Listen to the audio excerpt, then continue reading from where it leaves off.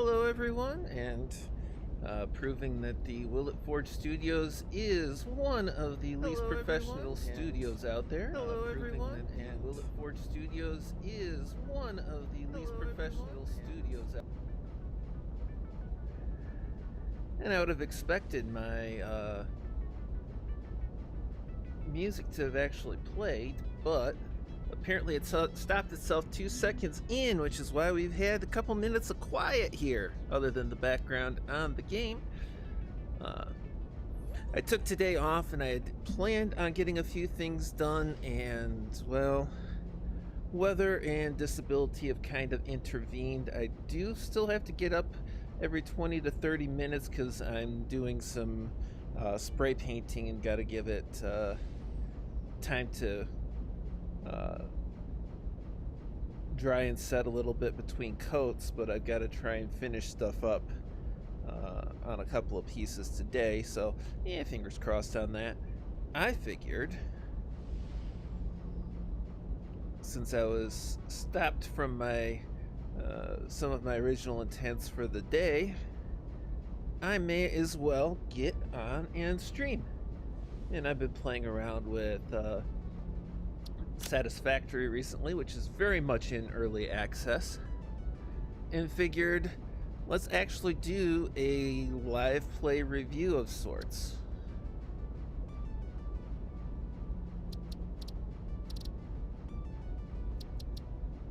So let's see.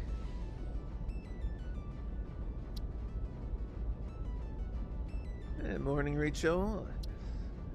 Afternoon here. Almost evening. So let's go ahead and switch over.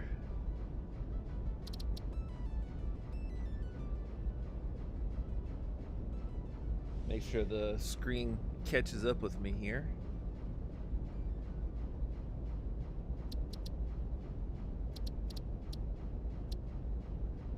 Okay, perfect. So let's see.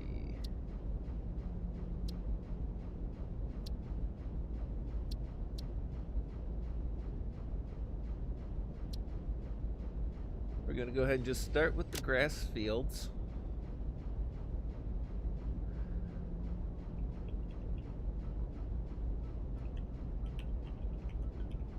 Let's get logistical.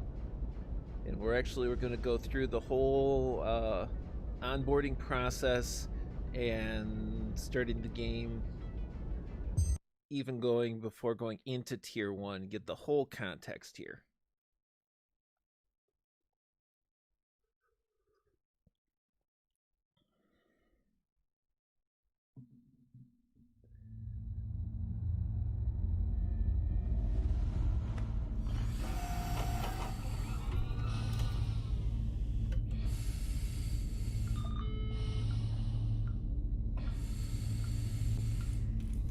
Attention Pioneer. The following instructional video is a summary of your impending duties as an exoplanetary pioneer for Fixit Incorporated. Fixit Pioneers have 3 cyclical assigned pillars of work to ultimately accomplish project assembly. Use provided blueprints to build the necessary buildings. Chart the planet and gather resources to provide desired results and improve your infrastructure. Make sure to report any unusual discoveries to R&D for analysis. Expand your factories, outposts, and pipelines through automation and augmentation.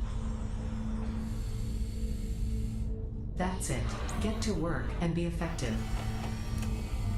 Warning, planetfall imminent. Please remain seated during full procedure. Atmospheric entry in 5, 4, 3, 2, 1. Planetfall procedure initialized. Don't worry, I'm very seated. I'm so seated, I'm practically stationary.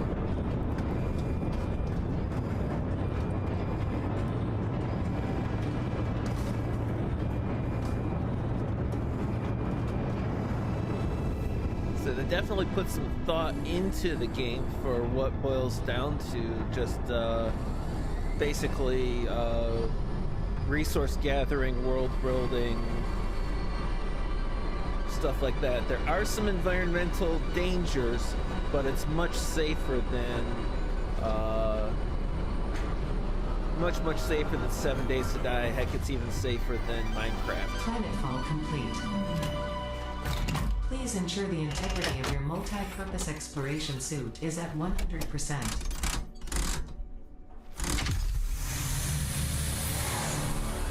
Remember, efficiency first. Godspeed. Now, ain't that pretty? Yeah, Kylie, we had some snow here, though not 4 inches yet, at least not 4 inches. Welcome staying. to Planet Massage 2 ABB, your designated sector in the binary star system of Akicha. I am Ada, also known as Artificial Directory and Assistant, tasked to support pioneers, such as you, in their mission. You are the third of your sector to survive planetfall. Congratulations. So glad to know I'm alive. Note: objective-based introduction initialized. Welcome to onboarding. Now, I love how I told not to do event-based content, but it's still First objective: drop those out there. please dismantle the drop pod. The resulting materials will be repurposed to construct a habitat and utility base, from now on referred to as the hub. Note: Fixit Incorporated is cost-effective and efficient. We do not waste. That is one of the things with Fixit and Satisfactory. Absolutely nothing goes to waste. If you deconstruct the building, you get the resources that went into making that building back.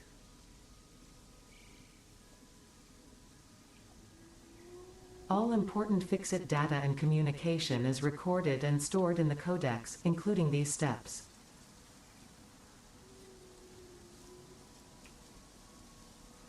My codex, parts, equipment, buildings, vehicles. I do not spend enough time with the codex, really. Second objective: please ensure you have your Fixit Incorporated Xeno Zapper equipped before leaving the drop zone. Note: according to Fixit regulations, every pioneer should have access to a means of defense against extraterrestrial threats. Third objective: please familiarize yourself with the resource scanner to find iron. Note: the acquisition of iron is considered essential in preparation for all future objectives. Iron is essential, but I'd really go for some sandstone too, or limestone. So we got iron over there. A few different places. Let's go for this one here, I think.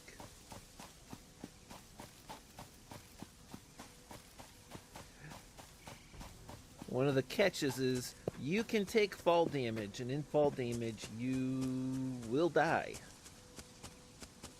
I don't actually know where I would respawn without the hub built right now.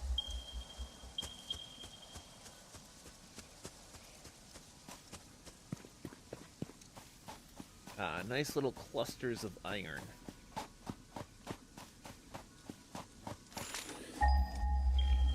Three of them here. Several at least. Oh.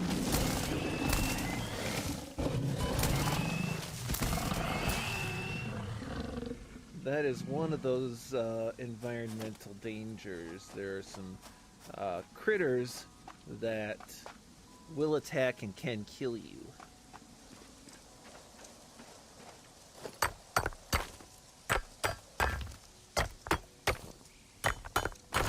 Fourth objective: build the hub.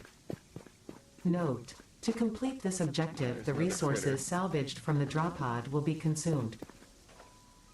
Caution: ensure the hub is built on spacious open terrain close to the presence of iron sources. Failure to do so will likely result in non-optimal progress. I'll give her this one before he gets her to me. Yep.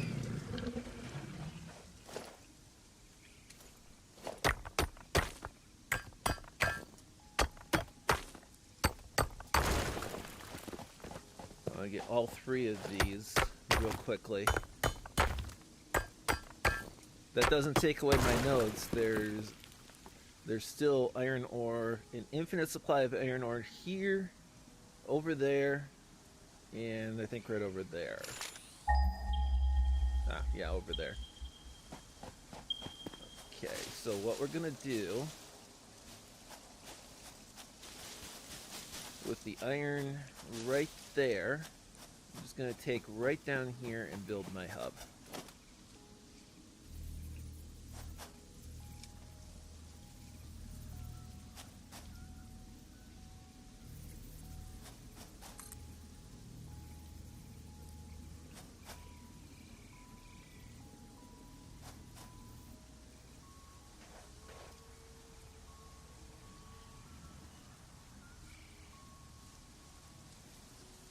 What the?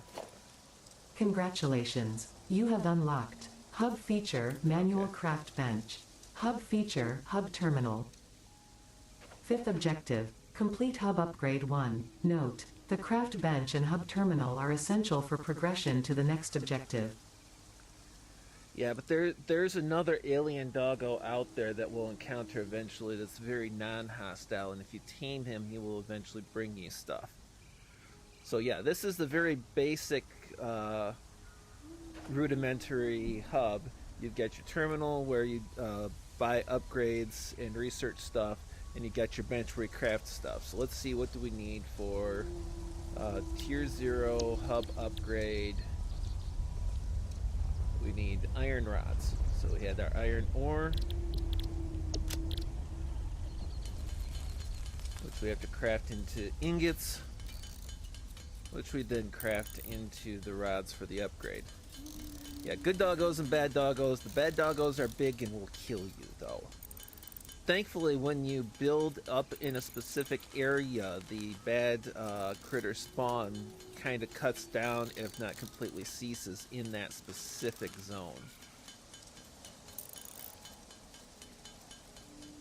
Of course, one of the keys in this game is to get more and more the automation and logistics, so you're doing far less construction and more research and exploring.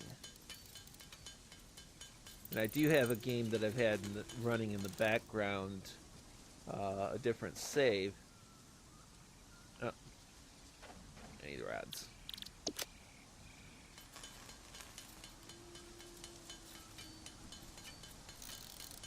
And hello, Swirl Blue.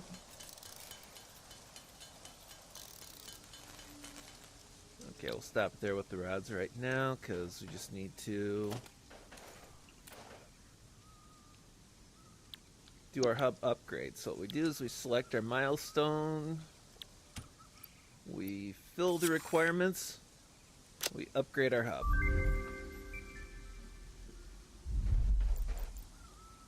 And just like that, we get a little box we can work with. You have unlocked Building Workshop, Equipment Portable Miner, Inventory Additional Slots, Hub Feature Personal Storage. 6th objective, complete Hub Upgrade 2. Note, portable miners require no power and will mine a node until their inventory is full. Note, multiple portable miners can be used on a single node. Okay, so we come back to our milestones. We look at our next milestone, which requires more rods. It requires plates, and it gets us new things. Each upgrade gets you something. Yeah, set it and forget it is kind of the goal of some of the things. Being able to set it and forget it. So the next one looks like it's going to get us copper and a smelter. Still no set miner. But let's come over here. Let's see.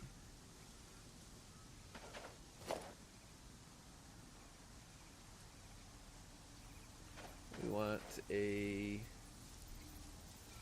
equipment workshop, but we can't build an equipment workshop quite yet because we need iron plates.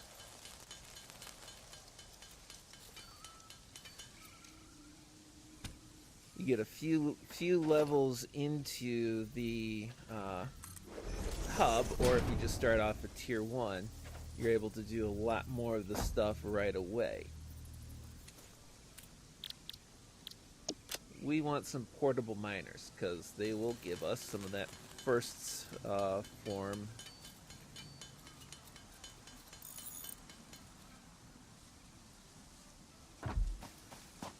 automatics. We're just going to drop our miners right on this node here. Yeah, the construction mechanics and some of the resource mechanics are similar to No Man's Sky. I noticed that early on, and that actually is another thing that kind of drew me to it.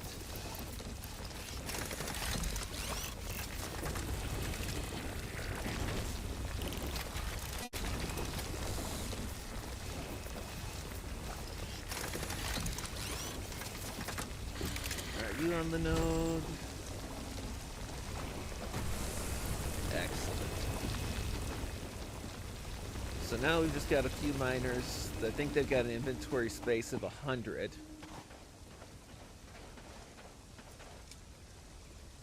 And all they're doing is getting some of that iron for us. What do we need?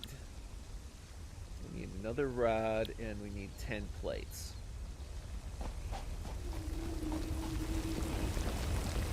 And as far as it goes, these portable miners are completely automated. They just... we will drill until we're full, and that's it. Another couple levels we'll have stuff that we can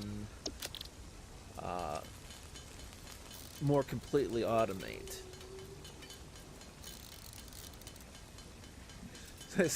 Speaking of No Man's Sky, I should check on my mines and see if there's been new content since I played it last. Yeah, I've not picked it up a lot since getting GeForce Now. I know that I can play No Man's Sky through GeForce Now, but I haven't involved myself a lot with getting caught back up on it.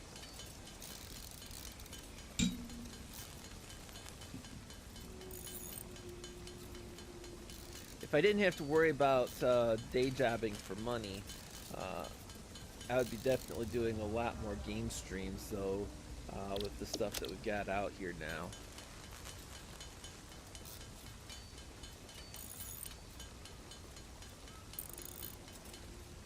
We're just going to try and get ourselves resources to buy this next level.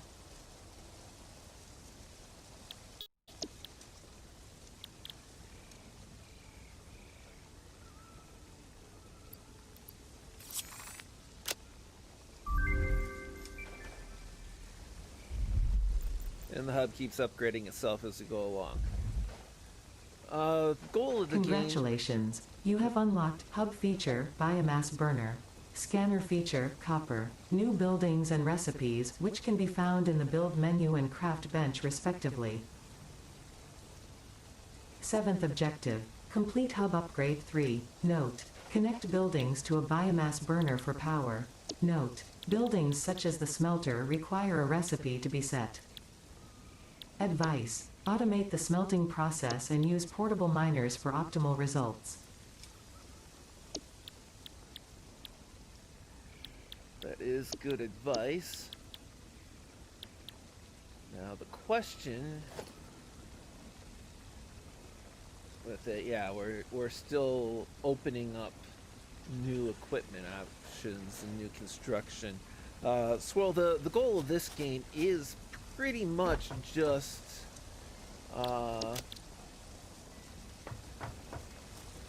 resource gathering, assembly, a little bit of world building, and exploration.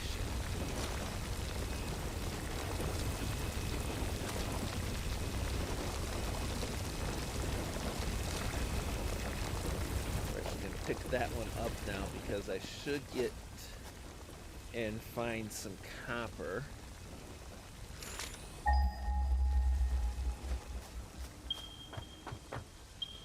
158 that way. Not too bad.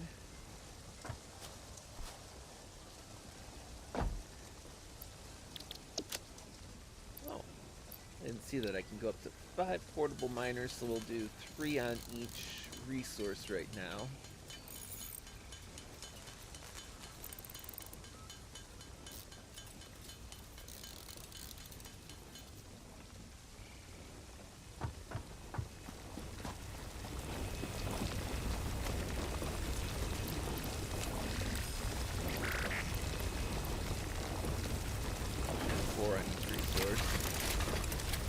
I can count, I can think, really, I can. Okay, so that's going to bring me a lot of iron.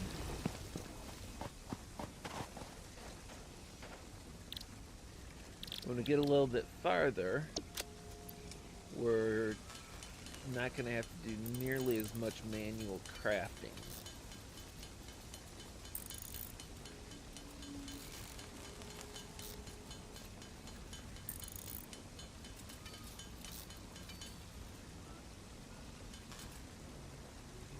Realize that for the next goal, that being power, we do need some of that copper, because you gotta have copper for the wiring.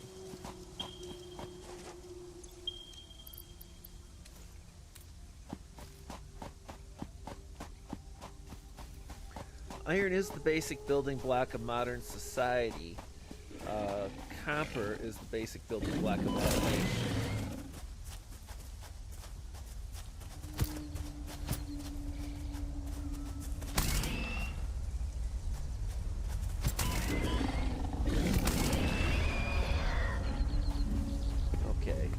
Got some limestone here, which is good because we're going to want limestone for building concrete in a little bit.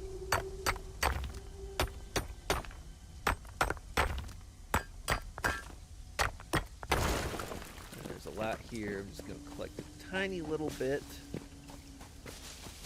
Start picking up biomass along the way, because our earliest form of electrical power is just burning biomass. Where is it? Oh, of course, it's up.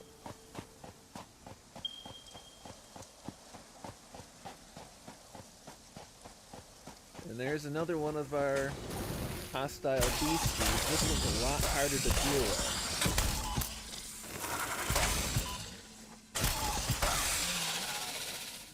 Because he will kill you from a distance.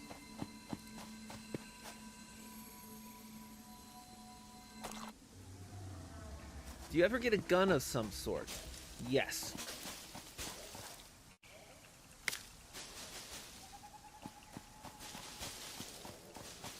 A couple of different options on that.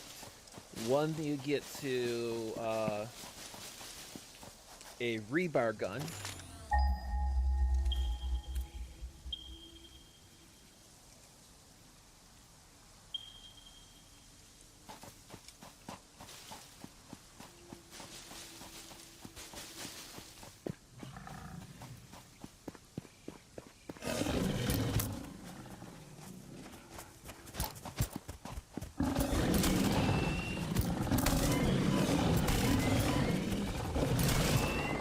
Also get where you construct explosives and the like. These critters here, well, most of them tend to be packs of 2. And there we died. Now, one of the things about dying is there is a crate marker. Stuff doesn't get lost. You drop it,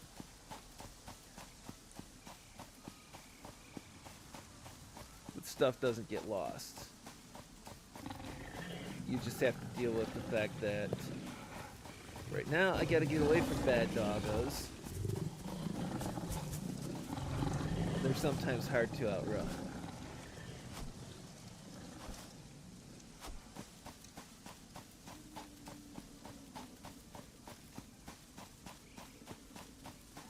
It's when you're really early in.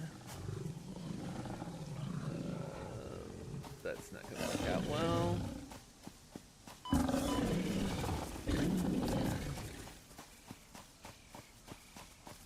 when you're really early in, survival is a distinctly difficult issue, or can be. If I can get to that crate, I at least have a weapon and hopefully at most only one doggo around. Yep, there he is.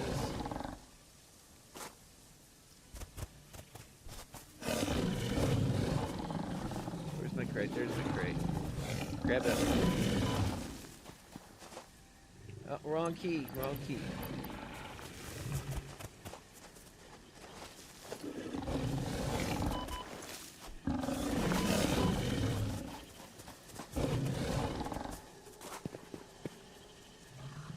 Gotta try and get away just a little bit.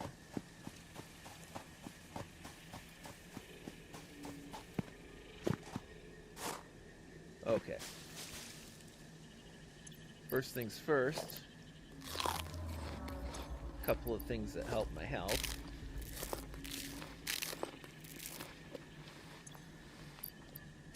And then rearm, and I know you're there. Die. There.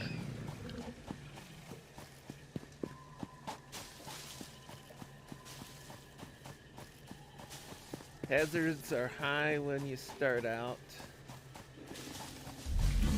These things, harmless so far as I've seen.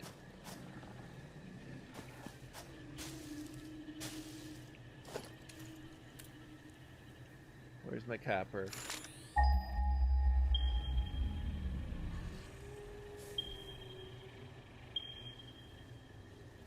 Up this way, if I can get there.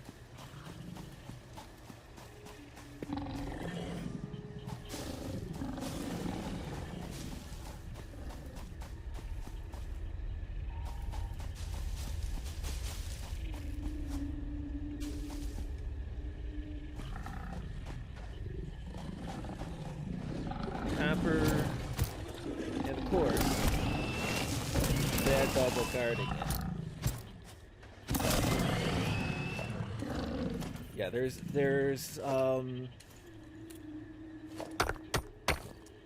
a rebar gun later on.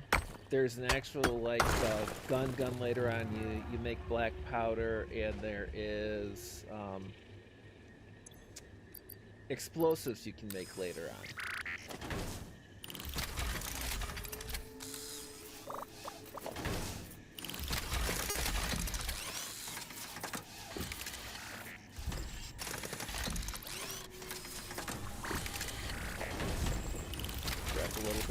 These remind me of the spider mines in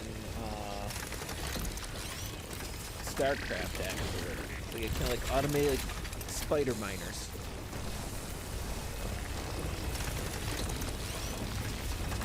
Oh, pick that up.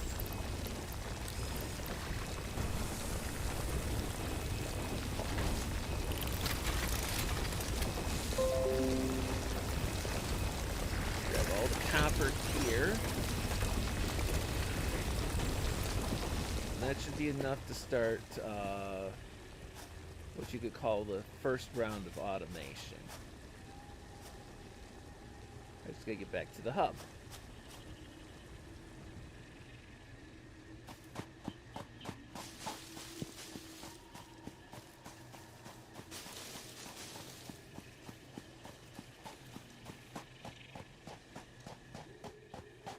Hate being killed by dogs is, yeah, well, they're kind of alien lizard doggos, so it's at least a little bit different.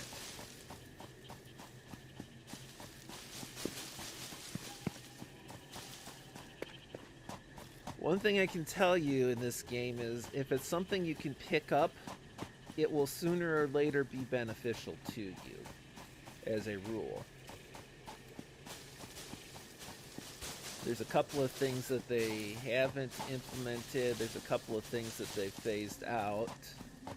Maybe.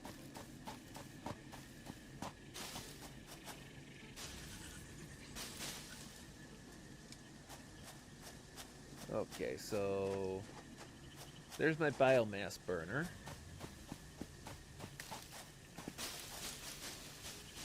And I've been collecting all of this biomass because got to get electricity from somewhere.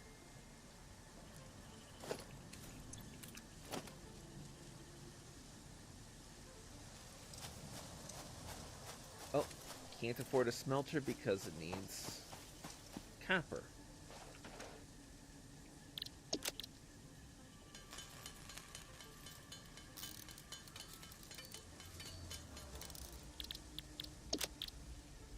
So here's hoping I grabbed enough copper for the goal.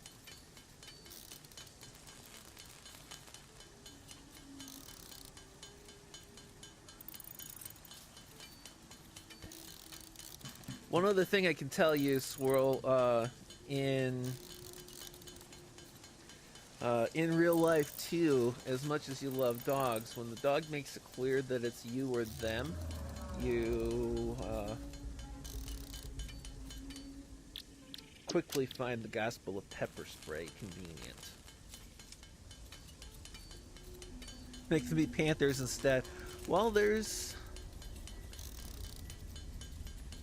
when you get into like cavernous areas, there's these spider type things that'll kill you too, so the presents are part of a seasonal thing that I'm just not gonna get too much into right now. Can't afford it. I need more rods. And early in, it's paying attention to those recipes for the what do I need.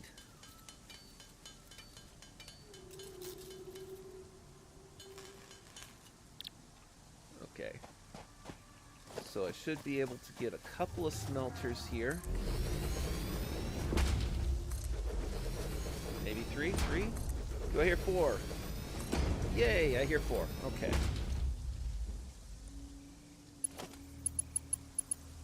Now, smelters need to be attached to a power source. And for a power source, you need cable. Spoilers kill the nasty, disgusting things. Oh, yeah.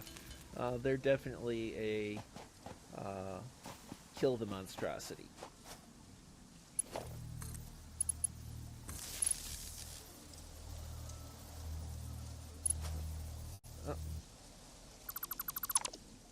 Do I actually have a power pole available?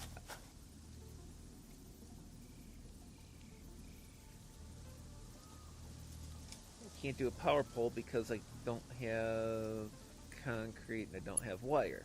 I can't make concrete yet, I don't think.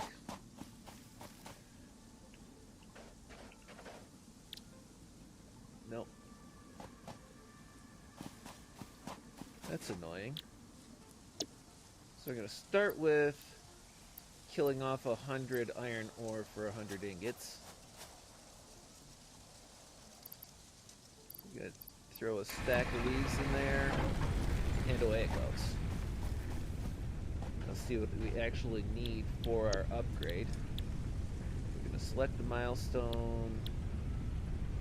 We need iron plates, iron rods, and wire.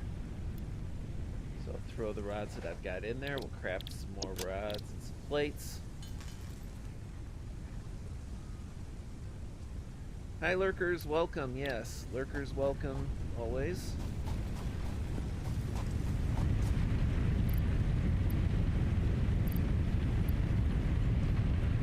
And now, of course, you see with the smelter going, it's one less thing, one less crafting step I have to do myself.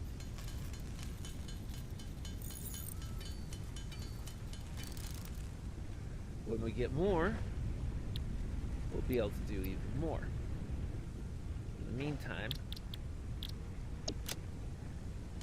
since I'm still limited to one smelter for the next few minutes, I'll be making some of my handcrafted things. And it doesn't matter that I dropped the smelters where I did, because, as we mentioned, everything in Satisfactory, everything from Fix-It Technologies, is 100% recyclable.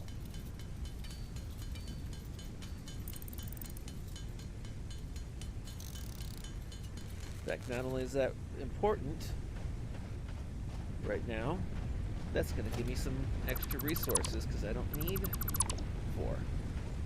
And I just gave myself a bunch extra. I don't want to dismantle the hub.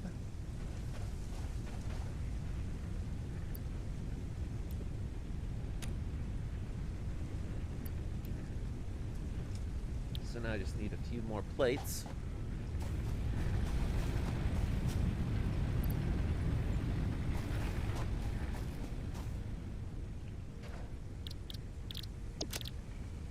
And we can get our next level.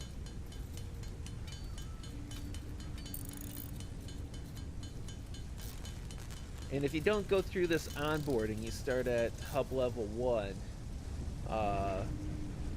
All the things that I discovered technology-wise going through this little review and upgrade. Congratulations, you have unlocked Scanner Feature Limestone. New buildings and recipes, which can be found in the Build menu and Craft bench respectively. Perfect. We're getting 8th closer and objective, closer. complete hub upgrade 4. Note, use power poles to expand the power network for optimal results.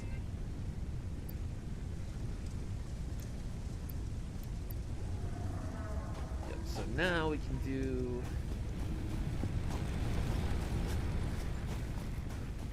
think through the process here on a couple of miners for the limestone. Yeah, anything that's inconveniently placed, you can grab quickly and easily. Or if you get where you need to restructure and redesign things, it is so simple. And because once you get a level of automation, you have conveyor belts. You can either do easy transfers from one location to another with just the resources to build some conveyor belts. Let's see. Throwing more things in this box for now, because they'll come in handy later.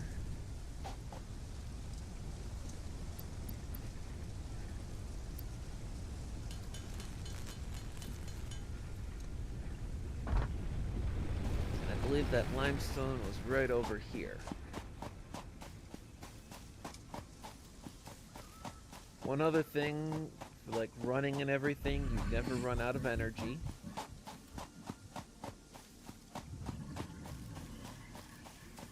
You do get technological advances to help with speed and fall damage and things like that.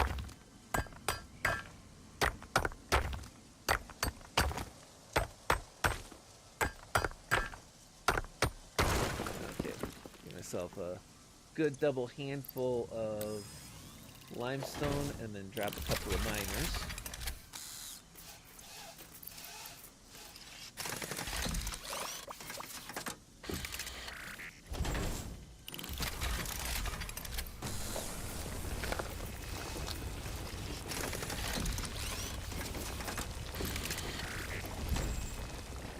Now is when things start getting even more fun and more interesting as far as the automation goes. We don't have an automatic miner yet.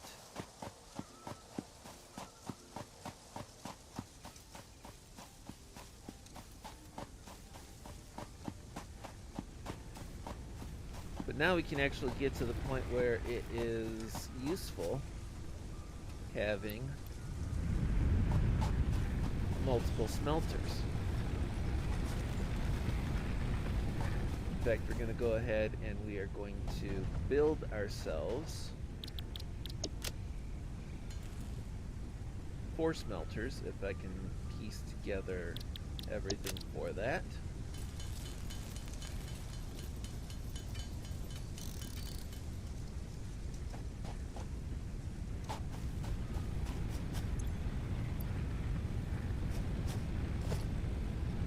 For a very important reason.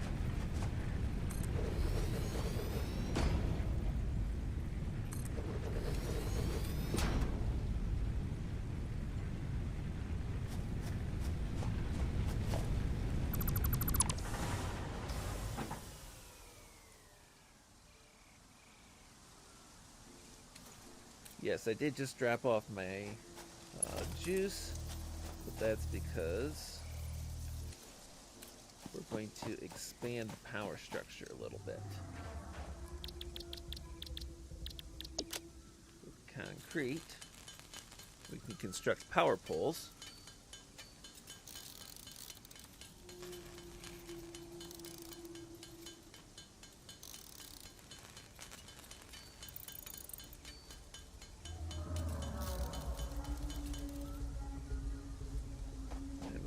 Poles, we can say power line to there, and there is actually a method to my madness for making extras here.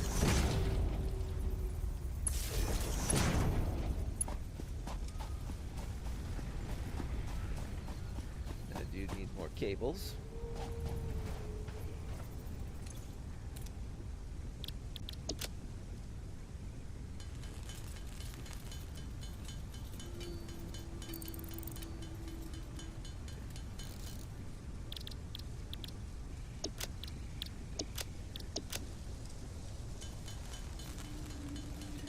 No, the dogs are not the only bad guys. There are these strange alien critters that shoot fireballs at you. There are also some poison gas environmental issues.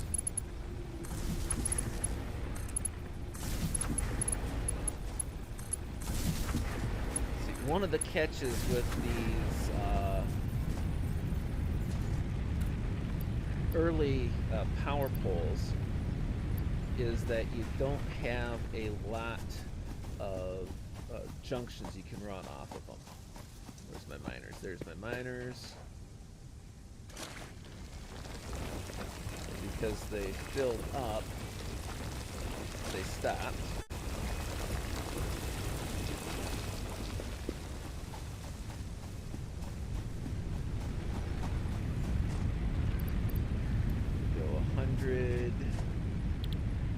Iron ingots, or iron ore for ingots in each of those, and these two are going to be copper.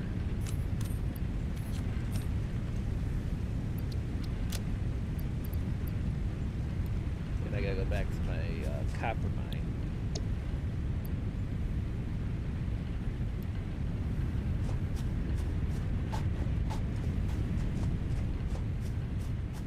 The reason for doing that is because our next level of automation is available to us, but it needs more resources. So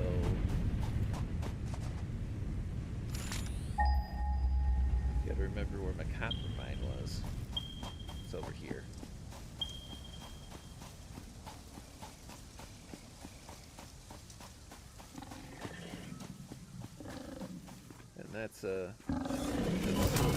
That's a lizard doggo. You know, reptiloid more.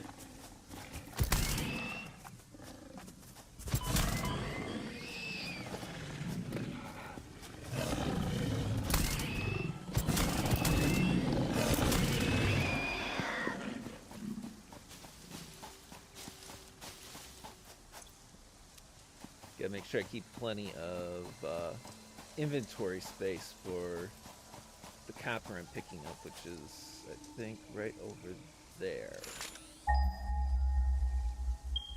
Yep. Whoa.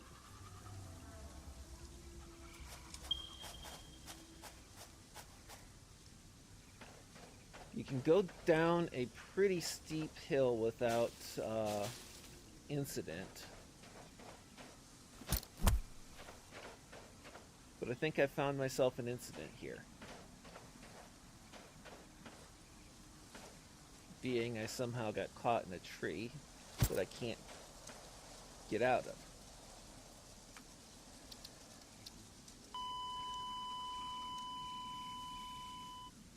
Bug. Yeah, I was trying to jump, it didn't work. The plus side is,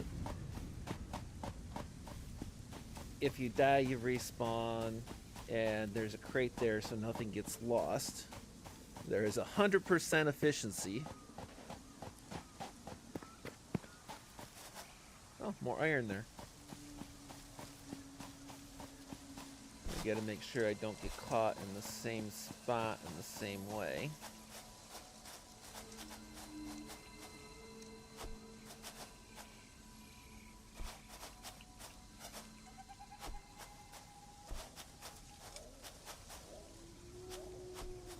It's a matter of being careful on the drops too. If it's slightly sloped, you can do it without killing yourself. If it's completely vertical, you're gonna die when you land.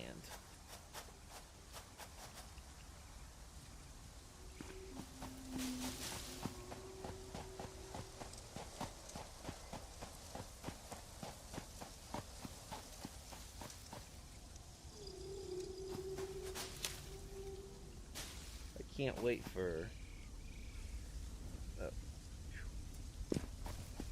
the truly automated mining process.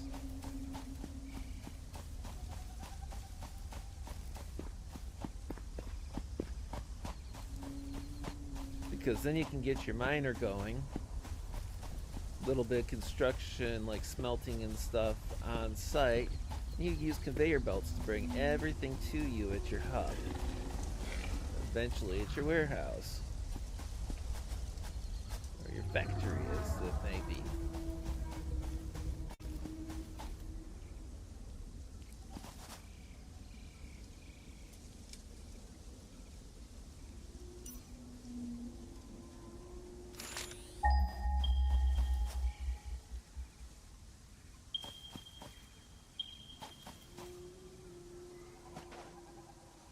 Once you get a little bit farther, you can do beacons, and of course, you can always track your conveyor belts back to the source.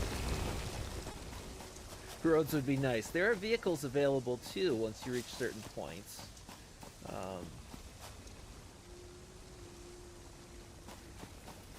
If I do this as a long enough season, you also see the hyper tubes, which are really fun construction. Very carefully slide down the cliff face.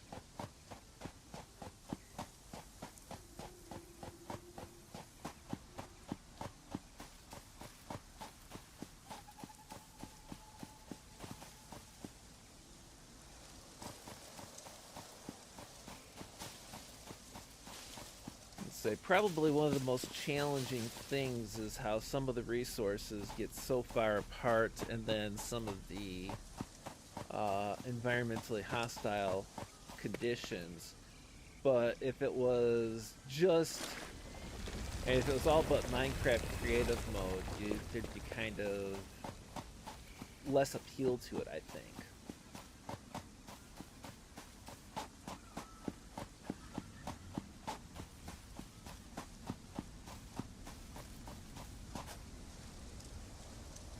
So let's see. I want to build constructors, which needs wires and iron plates.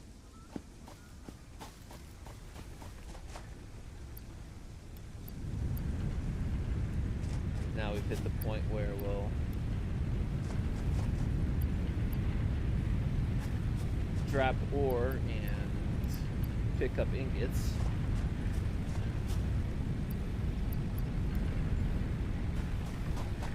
And even that's going to be the way of the past real soon.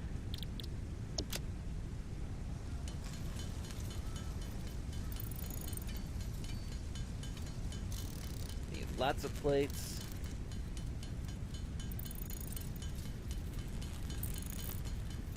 For our next few bits.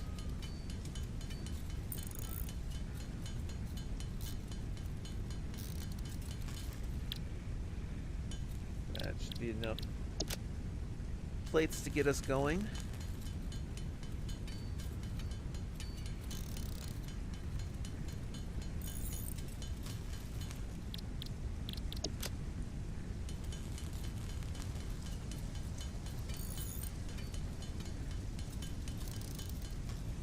Enough cable to get us going. First thing we're going to do is we're going to come over here and we're going to say, I want a constructor.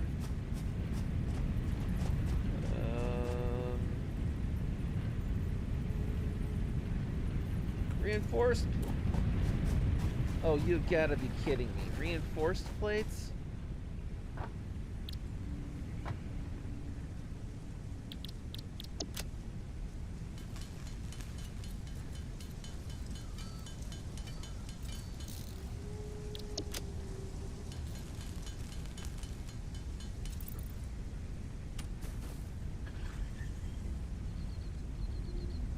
Can't afford the recipe because I need more screws.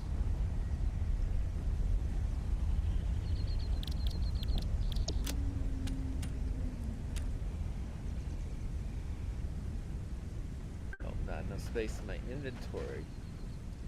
You guys suck.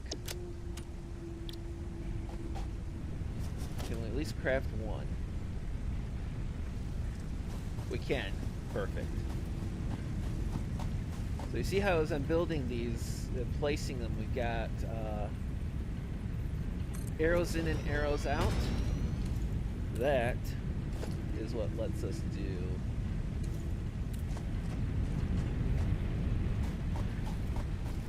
our next little bit. Tell me conveyors aren't until the next construction element. Conveyors aren't until the next construction element.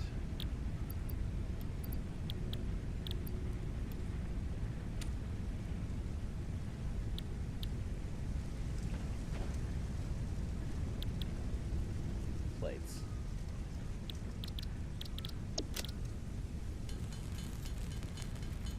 I'm desperate for my automation.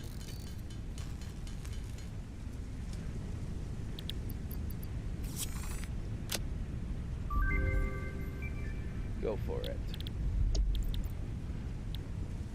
Containers and miners. We are almost to Congratulations. You have unlocked building, automation. conveyor belts and poles. Inventory, additional slots. 9th objective. Complete hub upgrade 5. Note, portable miners cannot be connected to conveyor belts. Advice. When planning the construction of buildings, note the placement of conveyor belts. So now that's making me iron plates.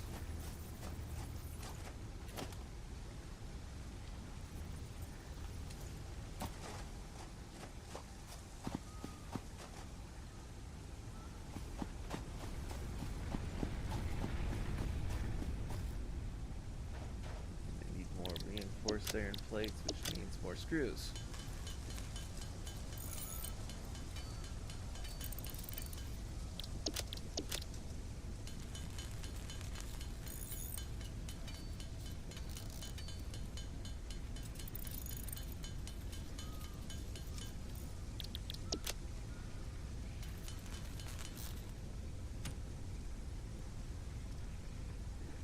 Can't afford recipe.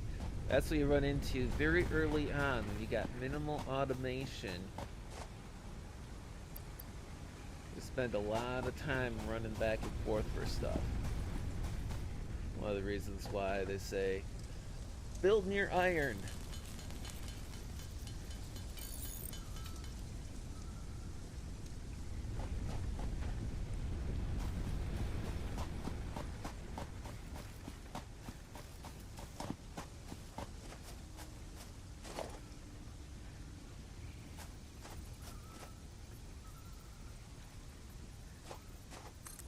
Constructor.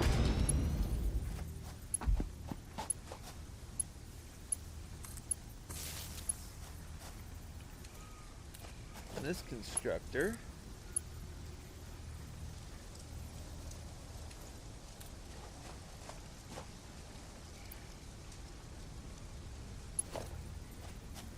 Being fed by these iron nuggets is going to make rods.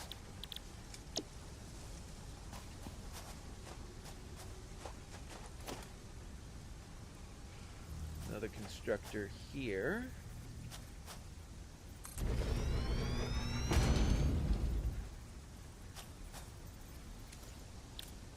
And it's going to start making wire.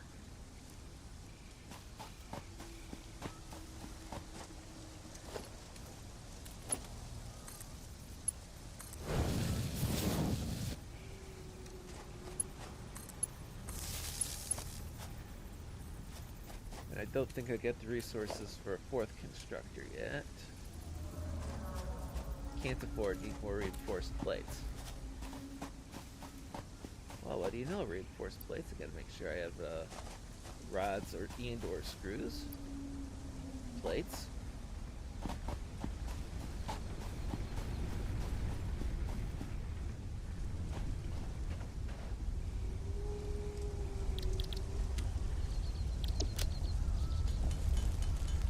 Remember, I've taken this a little less open world by going through the tutorial here. A lot of the steps with the 0 tier tasks just are not quite as necessary.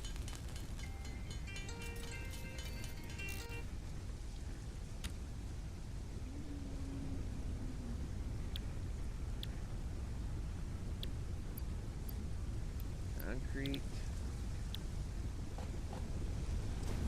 Cable in a minute.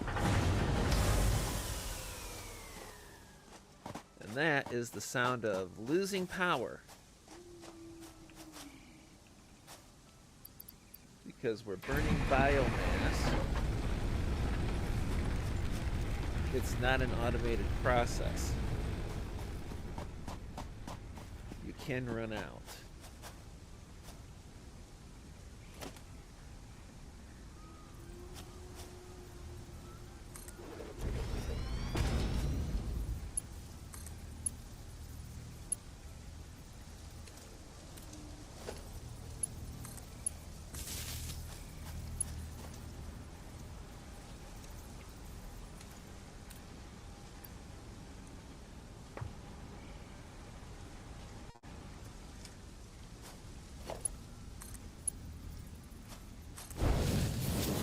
One more upgrade to our hub, and we're going to be able to take things to the next level on our resource gathering, though.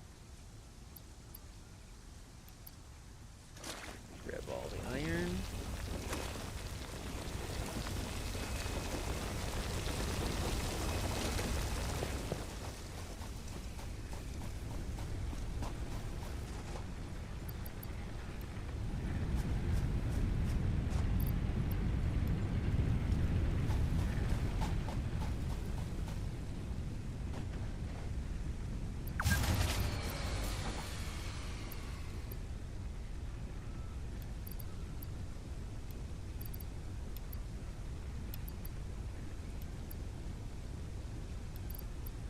Dropping off a few of our inventory items here.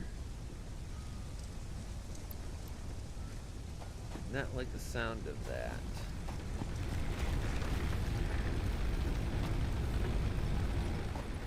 We overloaded it.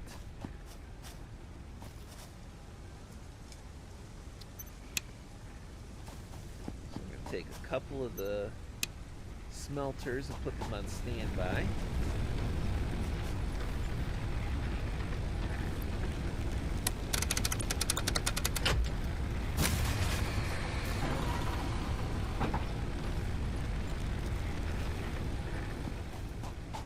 Fine, be that way. That one isn't set to anything yet.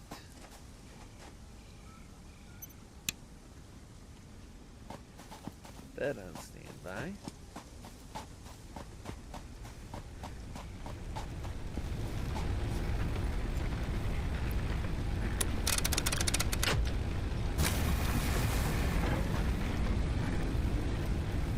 And power capacity is a bit of a challenge until you get to coal. Coal makes power capacity a lot easier.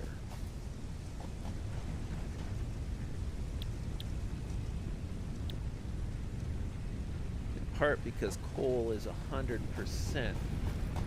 capable of being automated.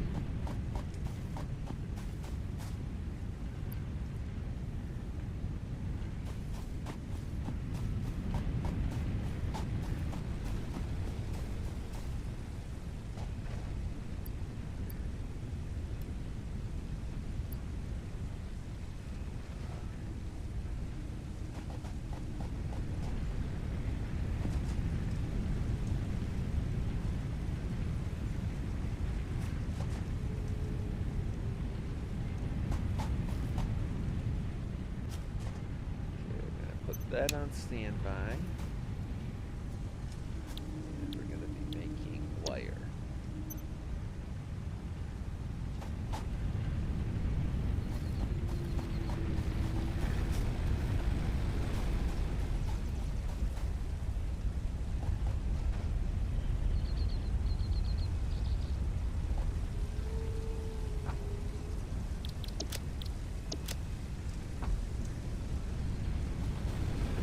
That's running, we're going to go head back and collect more of our copper.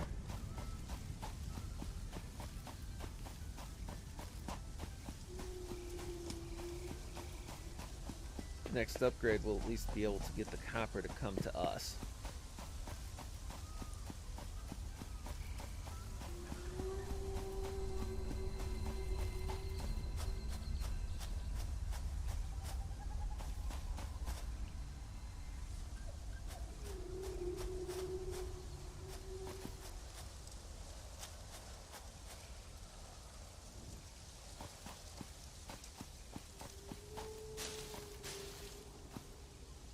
Now, a lot of plants will slowly and eventually regrow.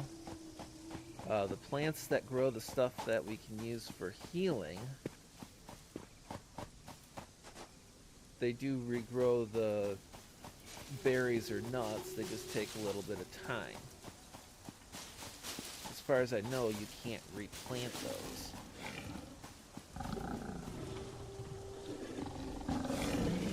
Leave me alone, doggo. I'm not here to mess with doggos.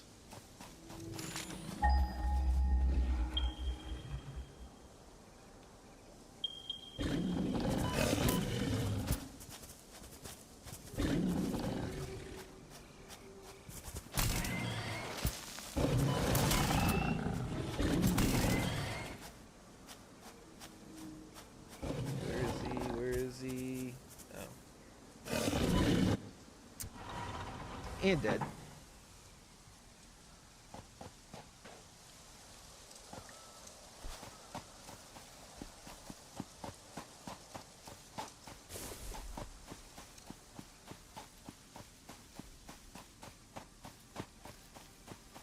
And this is just the challenge of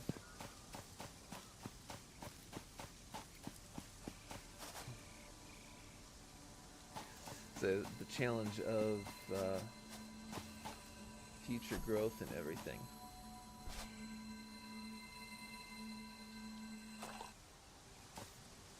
The slugs are useful at a future research level where you can take and use them to overclock buildings, which means, among other things, being able to do a serious boost to, like, power or resource generation. Yeah, it is early access. Maybe farming is in the works. That would be kind of nice for some things, although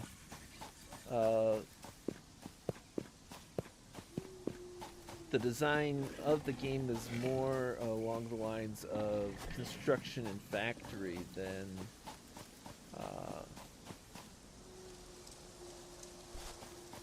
farming and growth of natural stuff, so kind of hard to say.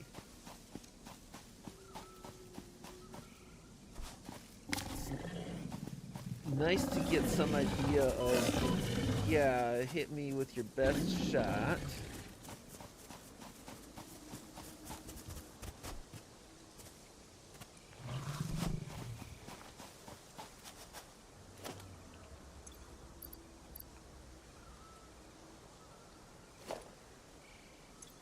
If I can hit the right things. Get my health up just a little bit.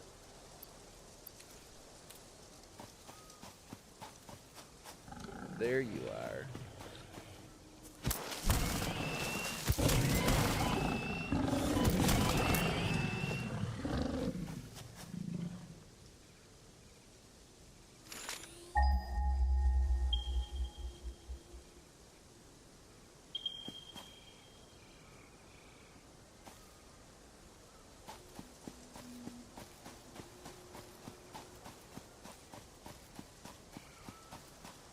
Yeah, not a big ask, the ability to have some useful plants in your little cultivation area would be nice.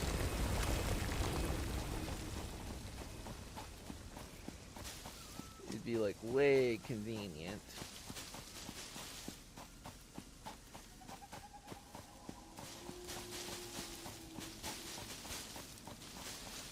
Well, I'll tell you though, I'm just glad I don't have to fight these things.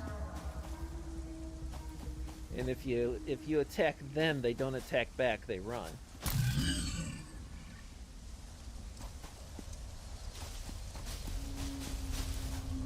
When they're that big, I will take docility as a win every single time.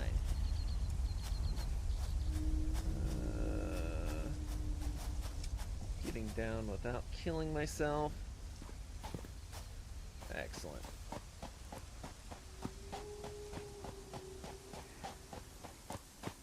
And you can tell by sound if you're going to take harm from the fall.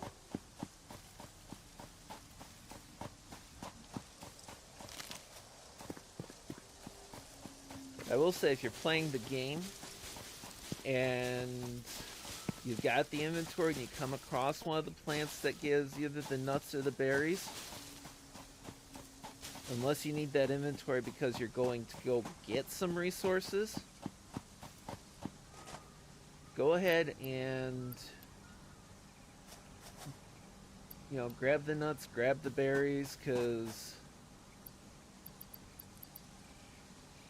having that resource at hand is a major benefit later. Your healing technology gets upgrades too.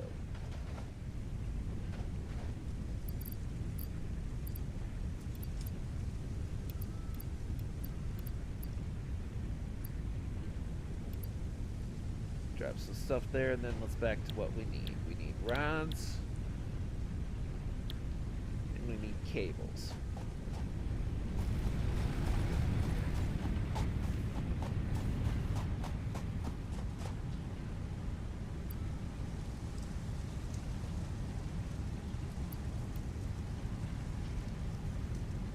It's on standby.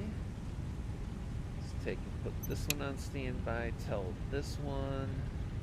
I'm gonna start making cable.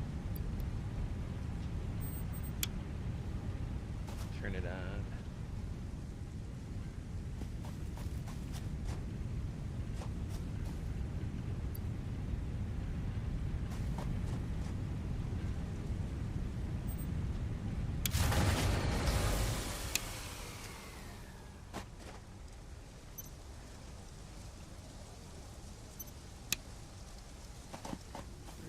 Mistake of overloading it again.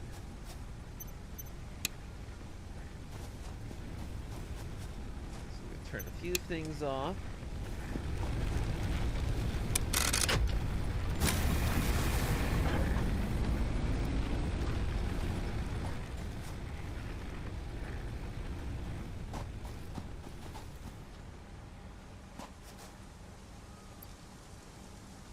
I do need to take just a moment, and it's the perfect time, let a little bit of automation run. because I got to do another coat of spray paint on that. I'll be back in 2-3 minutes tops.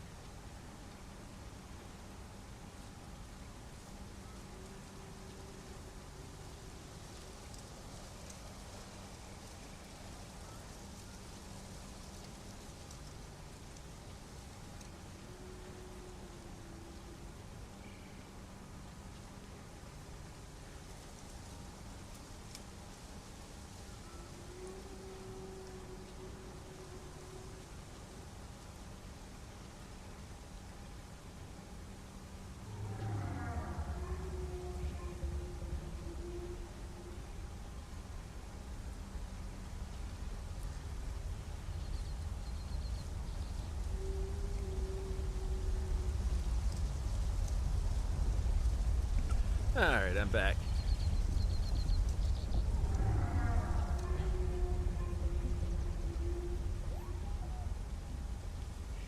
And yeah, we've got the start on some of the automatic construction, but we are not where we want to be yet. Oh, I want rods on.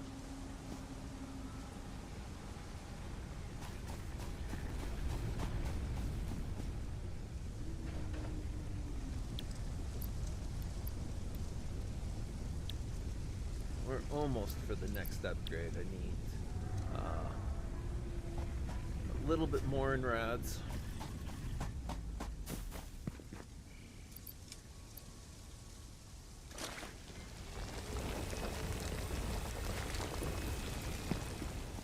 And we are getting close to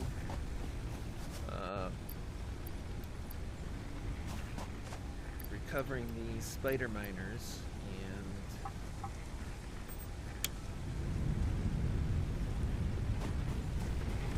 Going next level on this stuff.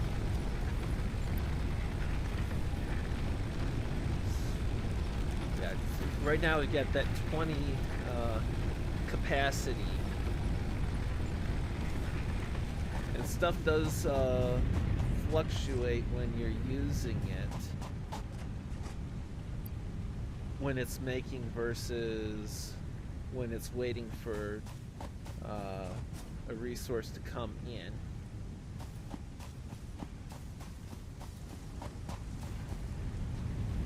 Actually think we might have enough for the next level.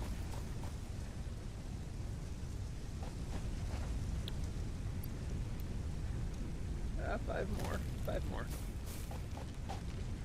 It's gotta have 5 by now.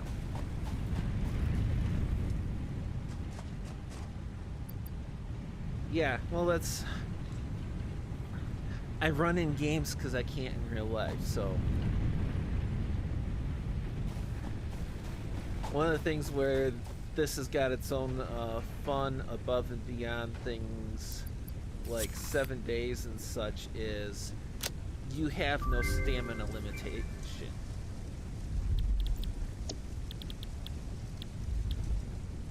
Okay, so our next one gives us the space elevator, standalone biomass burners, and processed biomass. Congratulations, you have unlocked Building Miner Mark 1. Building Storage Container. Hub feature Additional Biomass Burner. 10th objective, complete hub upgrade 6. Note, there are no notes. Oh, perfect. So now we're going to take the second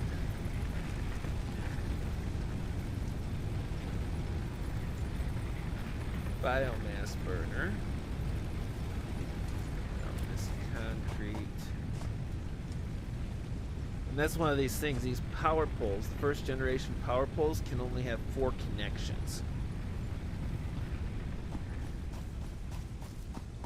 So you end up doing... Oh, wrong side.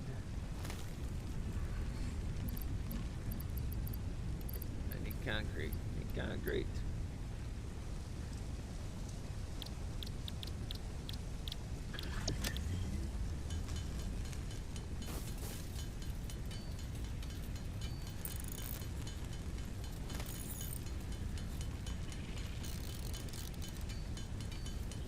You end up doing a lot of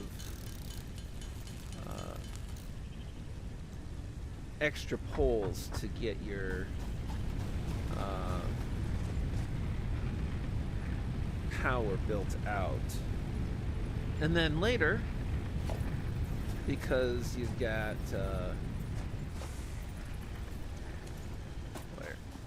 because you've got the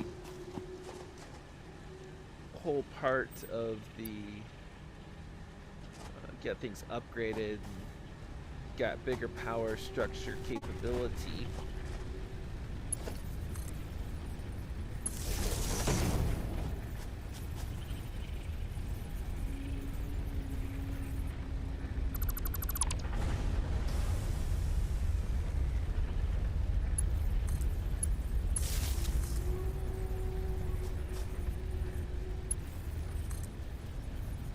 You end up expanding the power structure completely. And fewer poles for the same capacity.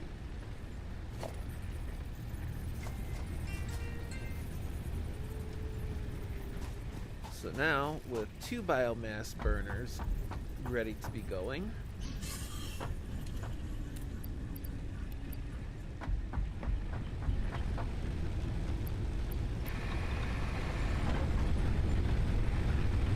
should have the capacity to turn all of these on. No more standby for you. No more standby for you. Oh. We're gonna switch this back to wire. No more standby for you.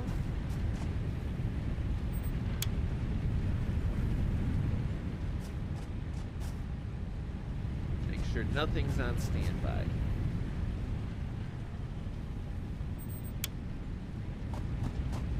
And then we'll take a look at where we are on our power draw. Excellent.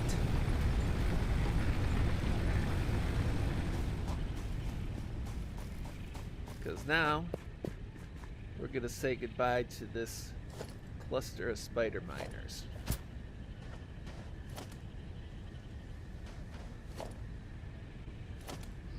Because we can drop a Mark I mine. If we have the resources.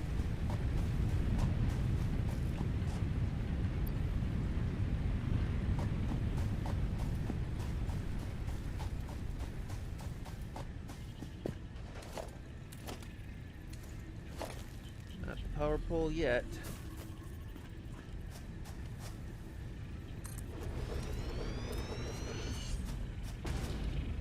Hello to the modern world of automation. First thing we're going to do is we're going to bring another power pole out here.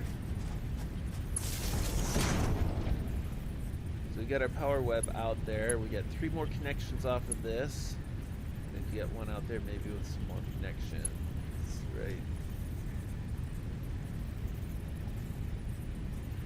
It's in there somewhere because you get the snap too. That's what we're gonna do.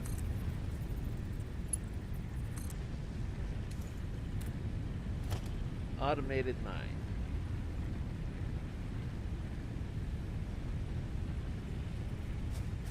And we got a couple new things to work with too.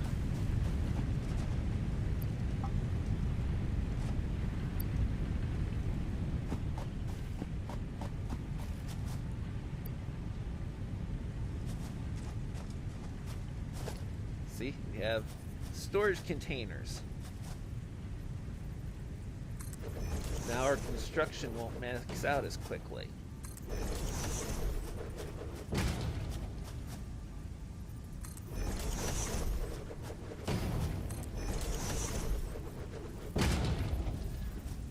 And they're cheap.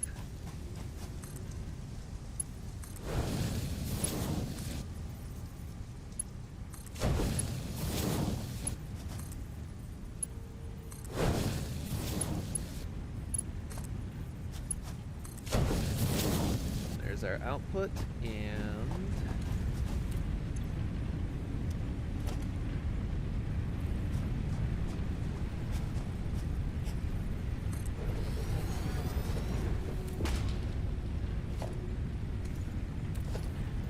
early in, we have a very random logistical structure that is later going to get much more potent. Hello to a supply of iron ore. Going to iron ingots, making plates. That is only as limited as the power. Rods, concrete. Where are we on our power consumption?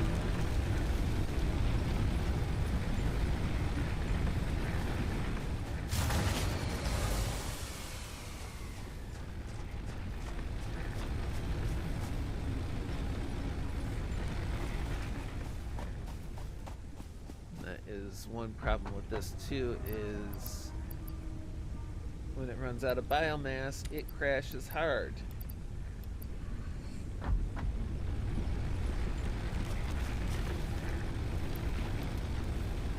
Take that. We take that, and let's...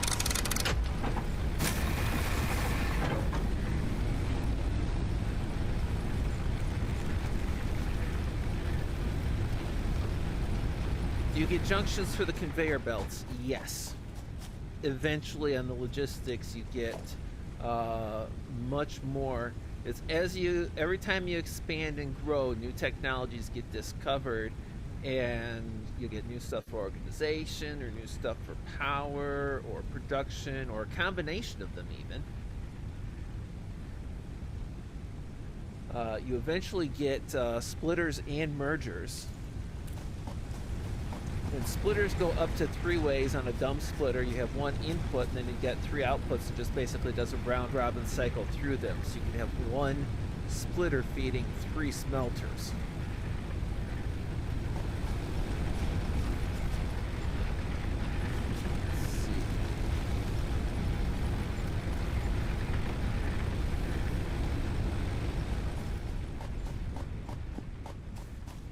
Time for the really long haul. Because it would be nice to have some of that copper, wouldn't it? In a more convenient place.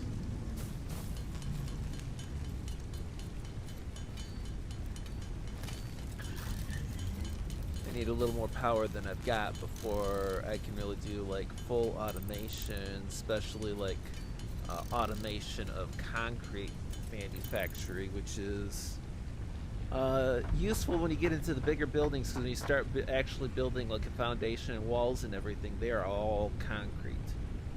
Concrete, concrete, concrete. This, that, the other is all concrete.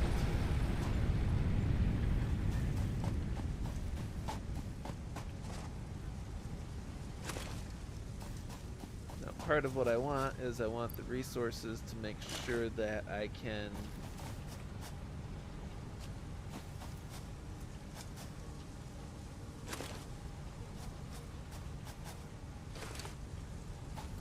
build a long pathway and build a miner on the other end. So we'll go for a little bit longer. Make sure it has some cable.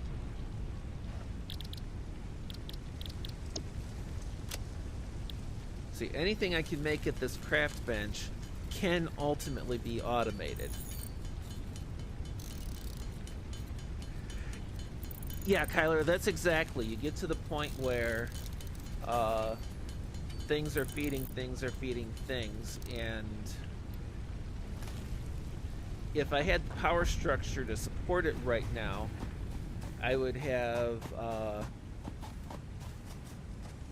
since both of these are making wire, well, wire makes cable, so I'd have another constructor for cable. Or else I'd take one smelter out completely, put a splitter on the other one, and have it spitting out one wire, one feed over to the cable. I'd have a constructor taking some of these rods to make screws. You eventually get more advanced construction for 2, 3, 4 component things, so the reinforced plates can be fully automated.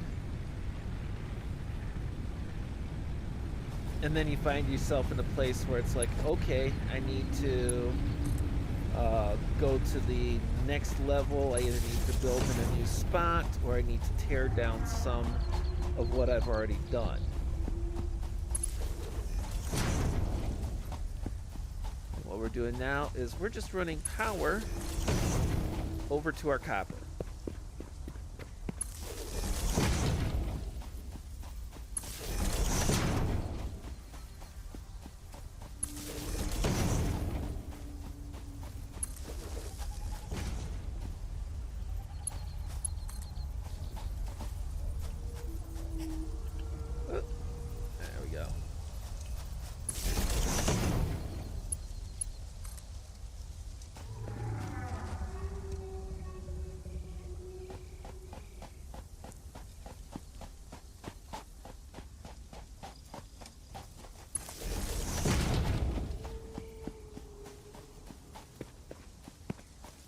Can these be done more directly without the back and forth over terrain that you can't walk? Yeah.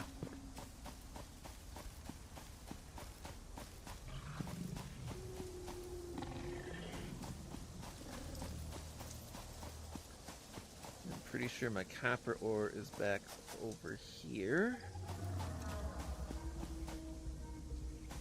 Where's my miners? There's my miners. Okay.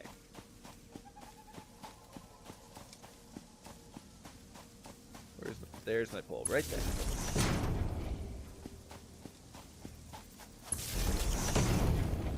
Get off of power.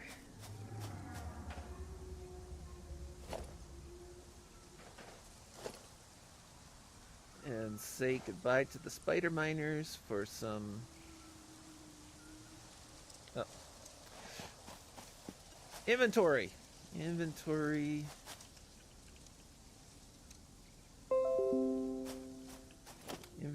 is the issue. Thankfully, I can make containers now. I'm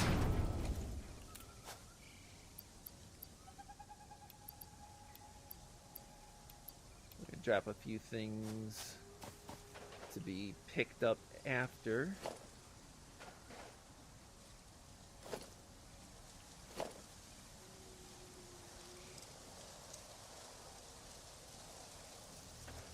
Miner.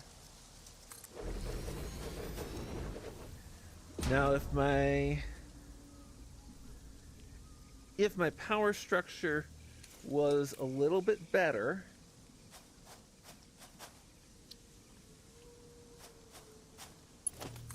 I'd end up dropping a smelter and a couple of constructors here so that I could have more of finished products coming a little bit more efficiency. Although this is definitely not the stage in the game where I care a lot about efficiency.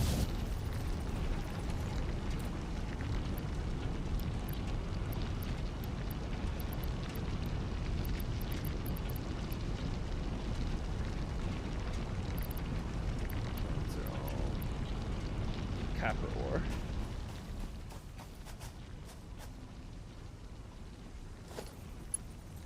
Instead, we're just going to build ourselves a conveyor back to the hub. The problem is it don't have, the gap is too long. So we still got to go down the hill. And you can ride conveyors. So as you can see, the basic conveyor is slow. But there's no fall damage from riding a conveyor down. Too steep.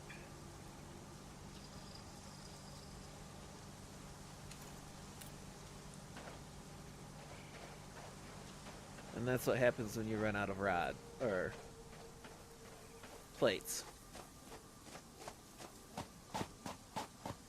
Yeah, so I just want to get it so I don't have to get as much stuff myself. And that's exactly what I'm looking at right now. Once I build the conveyor path back, copper will keep coming to me. As I get to the more advanced logistics, I can have things much more automated and powerful.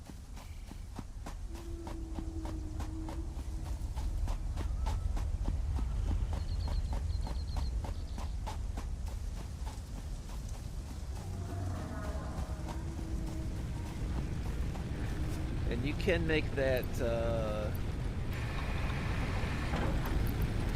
path fully insane too.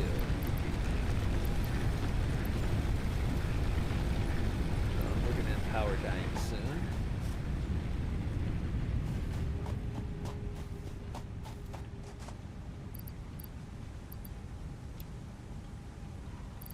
Plates. Let's drop off all the iron ore I got. Oh, and that's...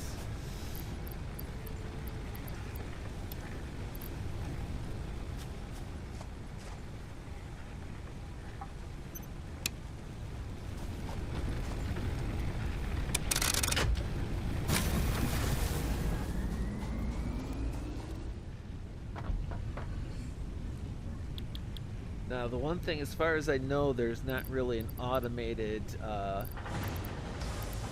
biomass process.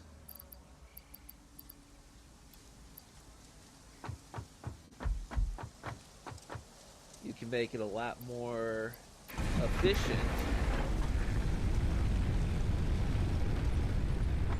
but there's not a altogether automated biomass.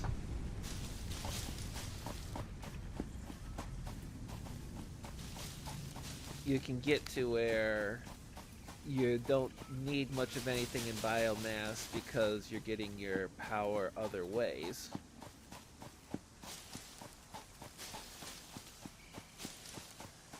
You can get a chainsaw for rapid collection of trees.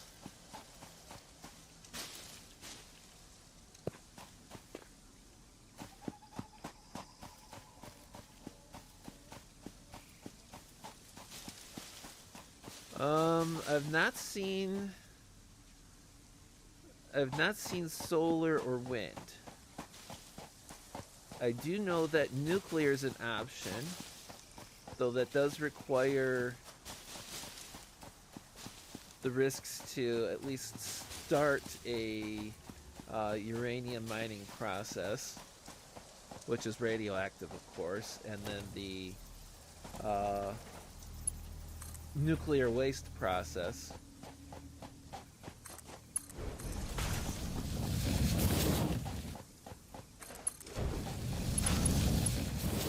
Coal is your first completely automatable process.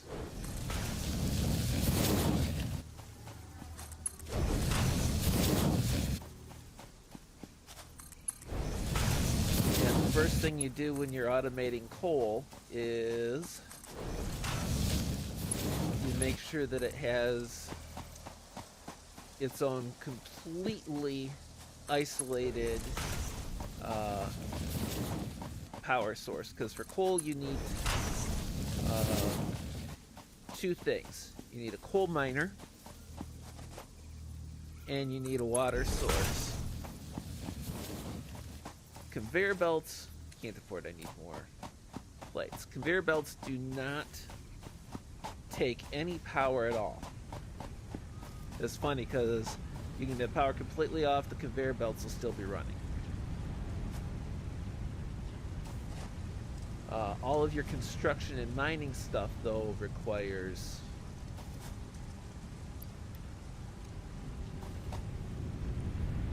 power. So what you do is you give yourself one coal power plant and one biomass burner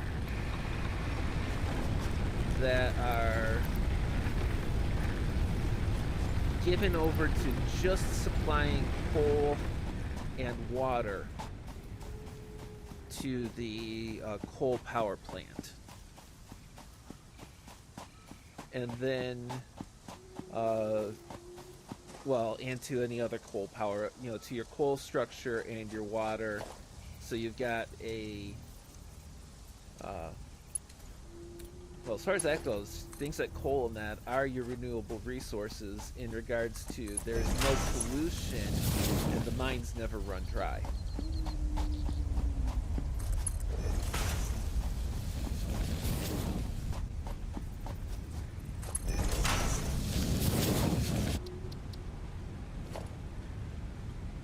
Since I went through the challenge of that, all that fun stuff to bring that in.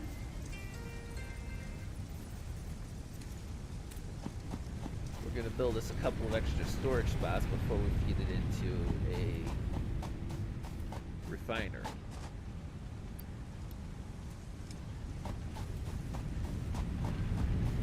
Yeah, nuclear is by far the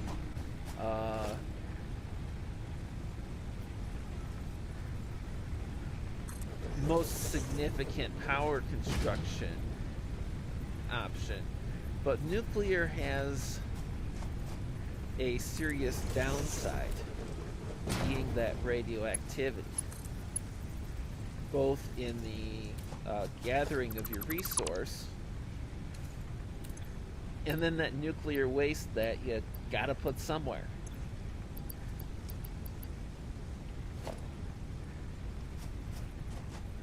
And how potent is that radioactivity and gotta put it somewhere? Well, if you run your nuclear, not the wires, but if you run your actual logistics for nuclear power through your base, you can hit a place where the radioactivity kills you, and then you respawn at your hub and the radioactivity immediately kills you again.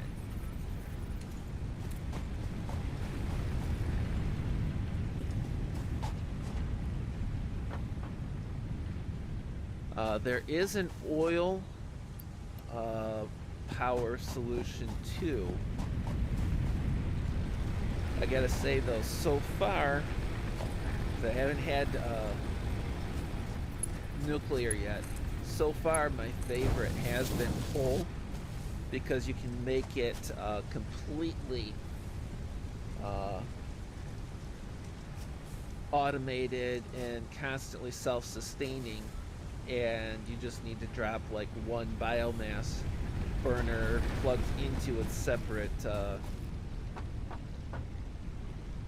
web of power, just in case you need to jump start those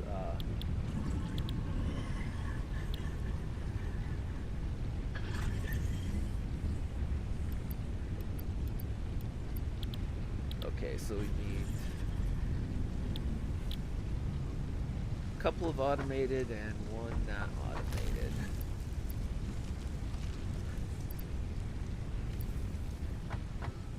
Now, as soon as I get the biomass burners up, and see, there's our copper ore coming in now.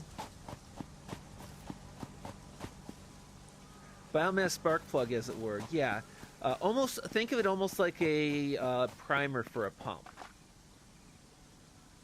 You just need the biomass burner to get it started if it dies. not going to pick up the miner, we want to grab all. Because it's just basically, I got to be able to get the water pump going and the coal miner going to feed the coal and the water into one coal power plant, which can then form the basis for keeping that sustained and the basis for fully automating all the rest of the coal power plants. Oil and nuclear, of course, both fully automatable the same way.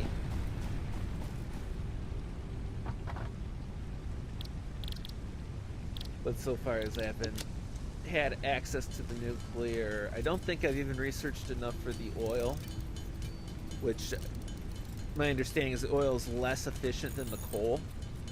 And the nuclear, as I said, you got the radioactivity issue. Now, if you can figure out a way to store all that nasty radiation out of sight, it works. But I've built some pretty significant coal power arrays that are self-sustaining too. So it's, you know, 6 of one, half dozen the other.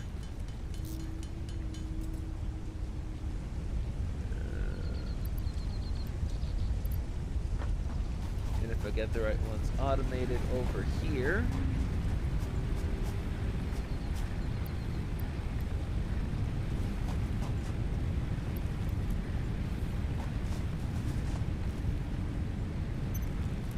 bed on standby. Bed on standby for now, because we want to make sure that these are going. Give us rods.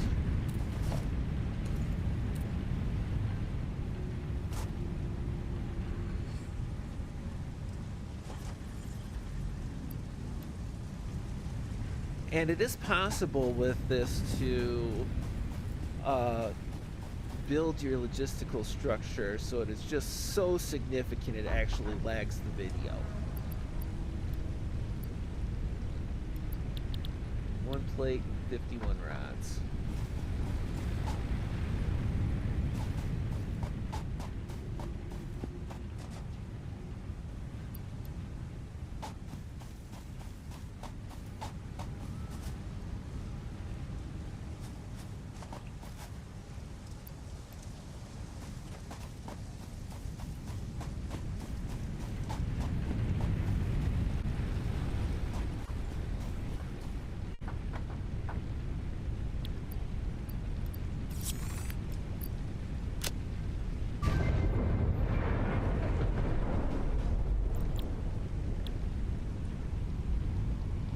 And I think...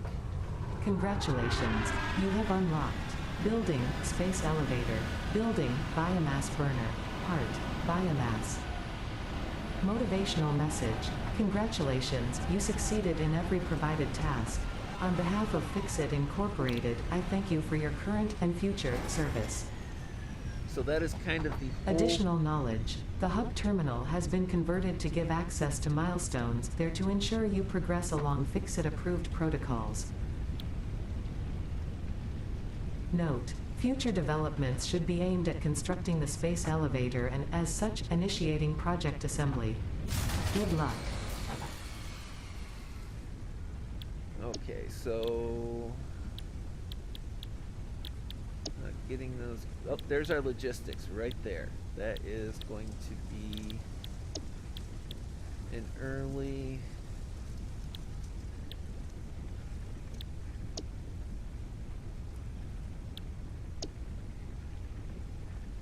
we're going to be able to do those goals pretty quickly. What do we need for biomass burner? Not too much.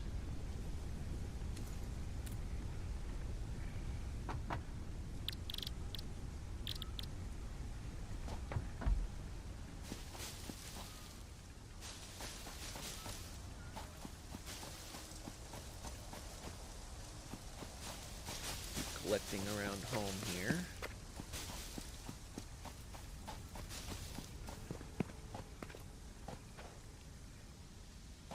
Now the biomass is a little better fuel source than just the raw leaves and the wood. And then you got the ability to develop solidified or solid biomass, which is basically like biomass logs.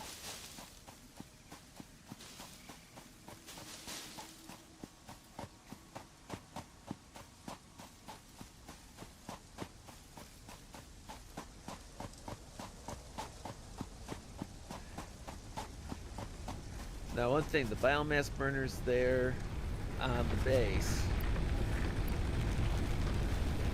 Yeah, figures.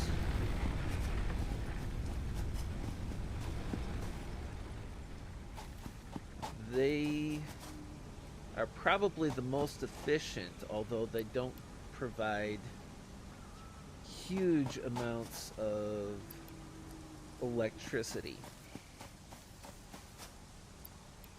Wire and wire.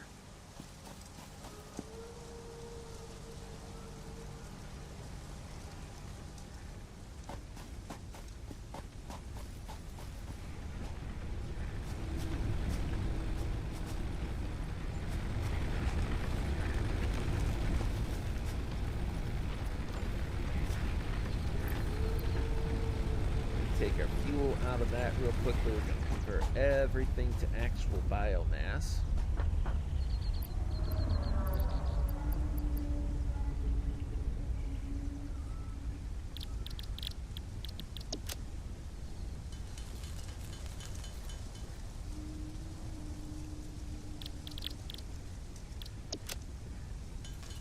Then we're going to try and set up another biomass burner.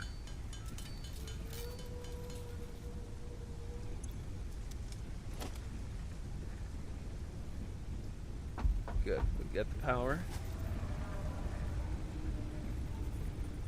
Now it does become a little bit of a question of where we want to build it. Since we're just a matter of cable to get to it, we're going to cluster most of our biomass burners over to the side. Can't afford because of rods. That's fine.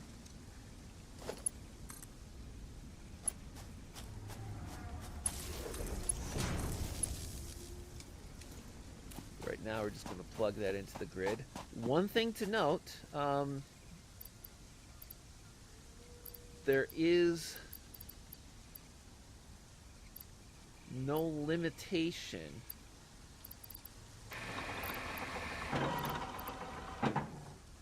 on as far as the power grid. These posts have a limit to how many wires can feed off of them, but there is no limit to the power breakdown from how much power a wire can take. As long as there is power being generated, the power grid can hold however much is being kicked out.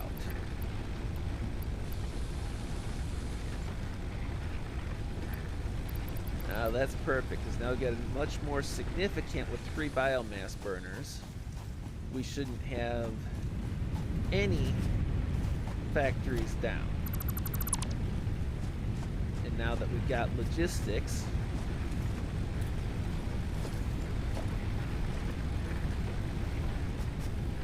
we don't have logistics yet.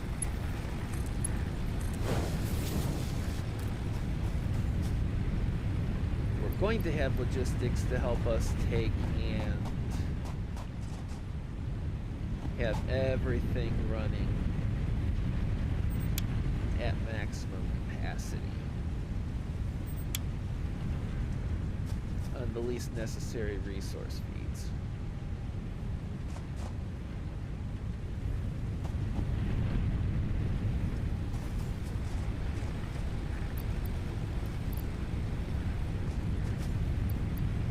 I can take this and split it into those 2 smelters.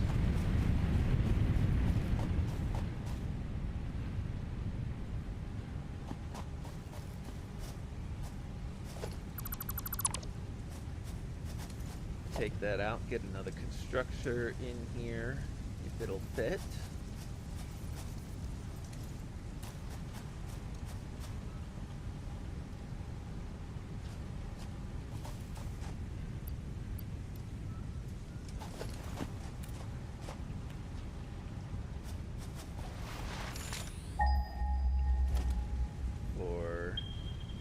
making of cables. Oh, reinforced plates. That's right.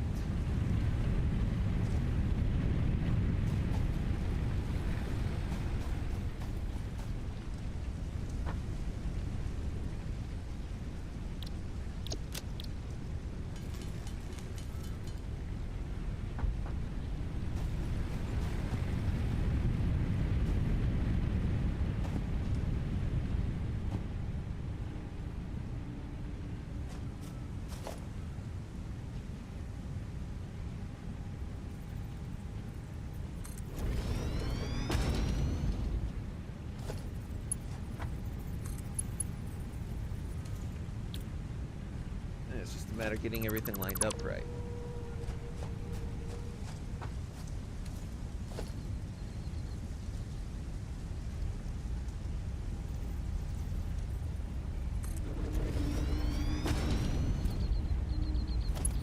Because the conveyor belts have limitations of their own. And that's going to be one of them.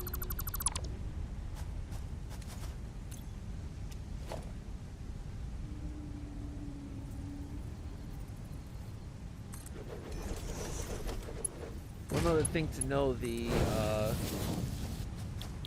controls have a lot of customization options, including the hotbar. I can definitely expand what's coming off the hotbar.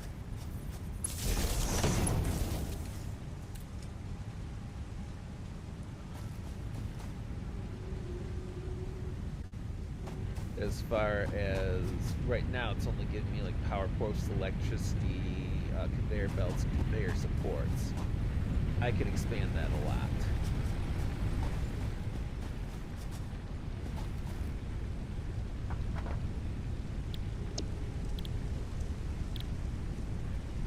I'm going to select this milestone to give us the improved logistics.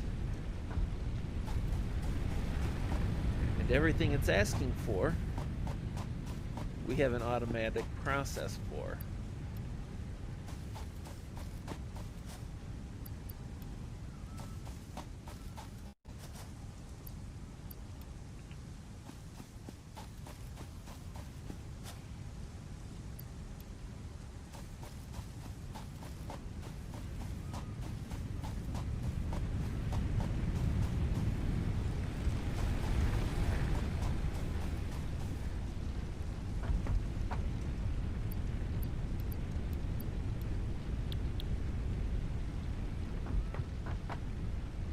That's collecting a little bit more materials. I'm gonna run out and grab some more grasses for biomass, because automation means electricity is an essential.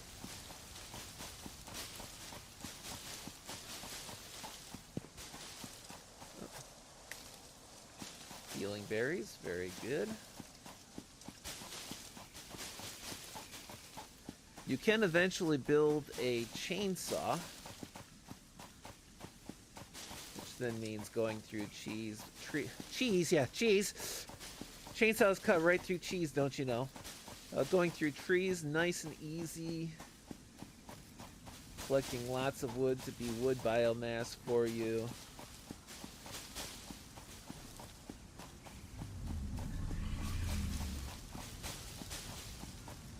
We'll get to solid biomass. Oh, that's good to have right there nearby too. We're in a pretty good spot here.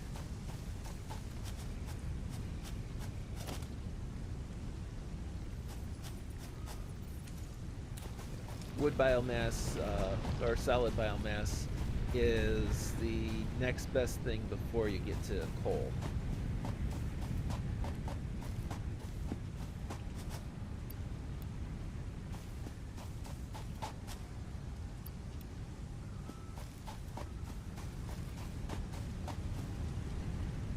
See, now we're at the hub doesn't have upgrades anymore. You get research stuff, and they are not instant the way that the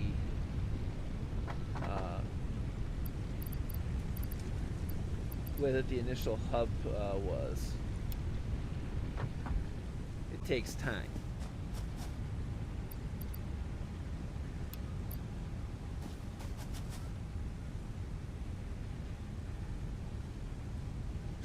Yes, chainsaws go through cheese can confirm amazing what bored teenagers will access to power tools will get up to when unsupervised. Yeah, I can imagine. I'll tell you, reciprocating saws with the demolition blade will go through almost anything.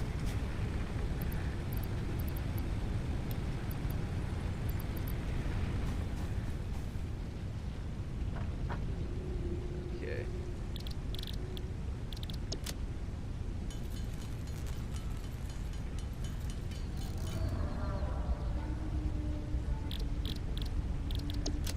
See, a little bit farther, and we're going to have a fully automated biomass production as far as drop leaves and wood in one side and get solid biomass out the other.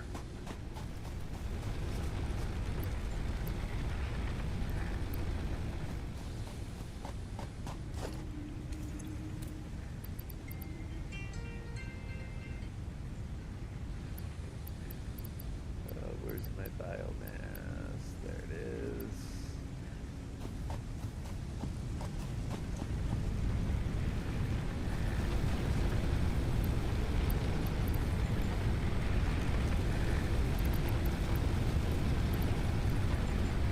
And that's why I stuck to one biomass burner over there, because it gets a little crowded around the hub, especially early on. But I want all my other power structure centered in one spot so I can get to the point where I'm just like run through, drop biomass in all of them and come back. I eventually hit the part where I don't worry about these two as much because, hey, got plenty of biomass to work with elsewhere as far as biomass burners.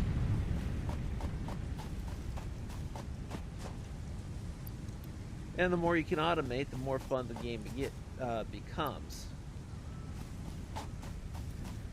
You get the changing structure of the game, the changing structure of your goals.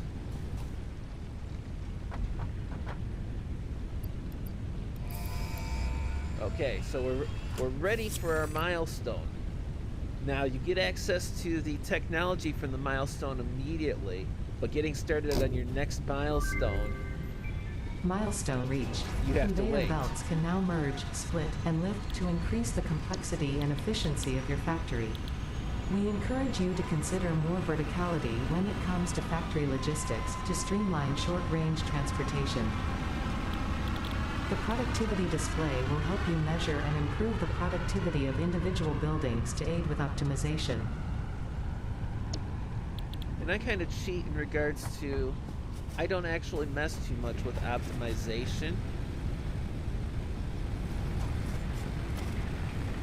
But we are going to do some handy-dandy deconstruction here for a little bit of logistics. And this is how it was talking about the splitter, which is very round robin. We'll try and see if we can do the curve there from that. Nope.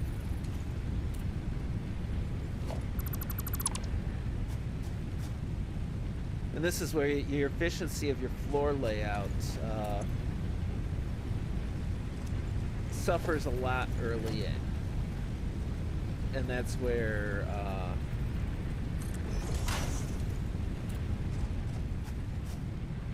eventually getting to building a true factory helps a lot.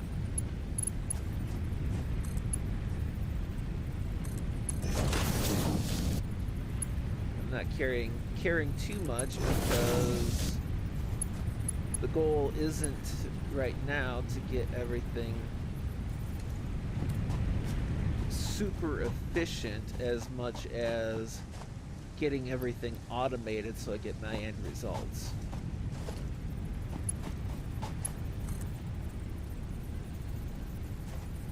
Streamlining comes a little bit later for me.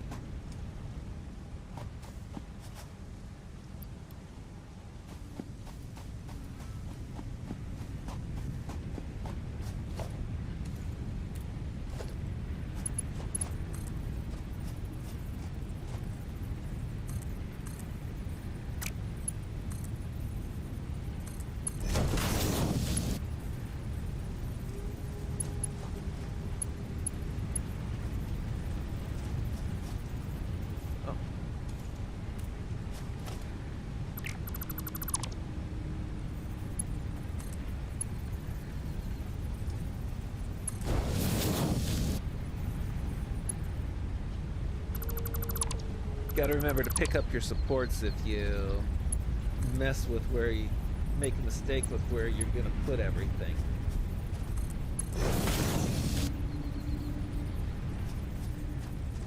Curving these can be a pain sometimes.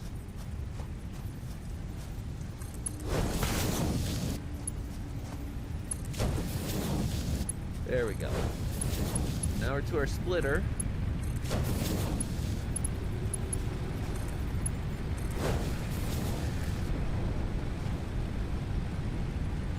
There. Now I'm going to have an unlimited supply of rods and plates.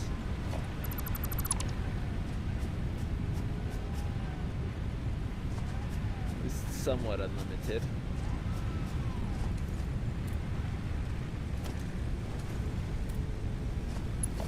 Milestone exchange concluded.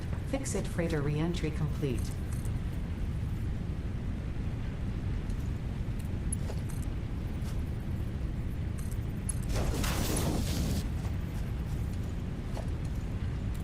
Well, there is something to be said for moving stuff around, and we're definitely going to get to that.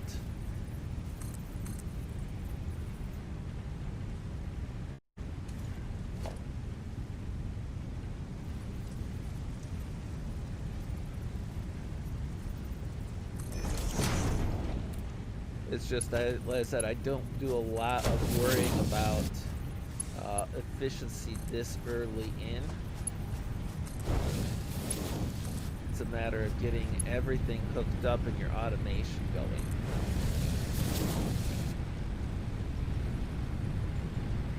Done it.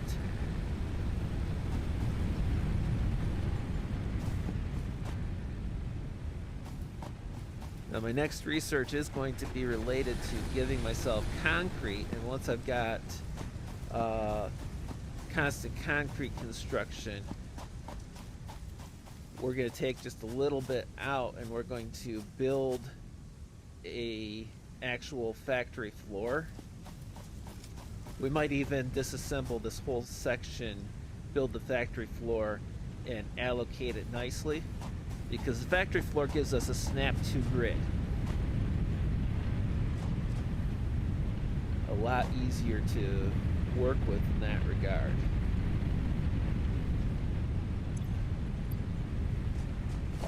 Now, do I have... I do have resources for a miner.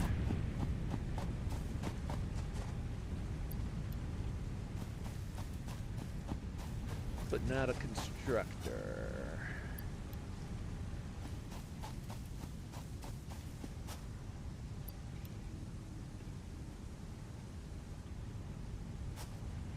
Oops.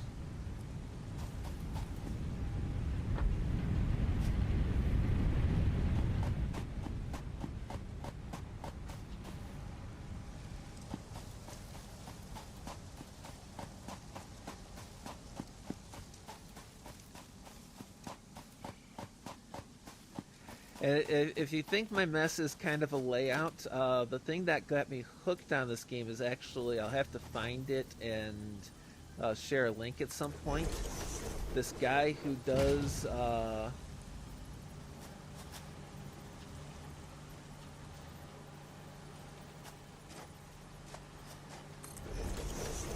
he basically does this whole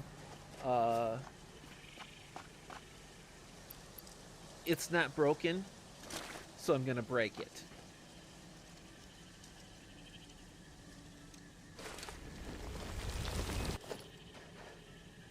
And he's the one I learned about radioactivity from in this game, because he did, let's just say that he was actively trying for radiation poisoning.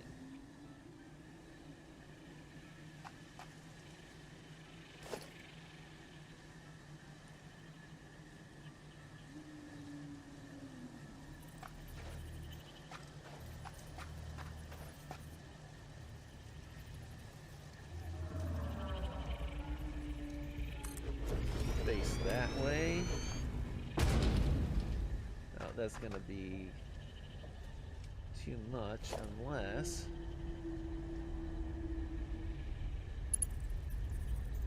Oh, they're too close.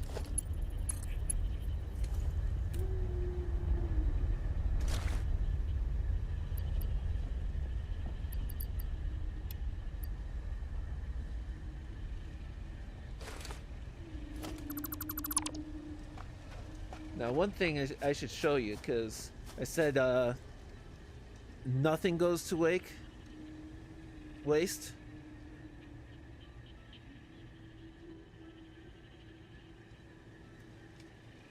Yeah, it's limited by the machinery, the nature of the machinery itself, and the space. Now, one of the things they say, you know, you eventually at a point where your video is taking too hard of a hit, and so you build up auxiliary factory things at different places to focus on different things. It's kind of like I was saying, if I had the more stable power structure, I would have very little copper ore coming through on here. I'd have more finished copper products coming through.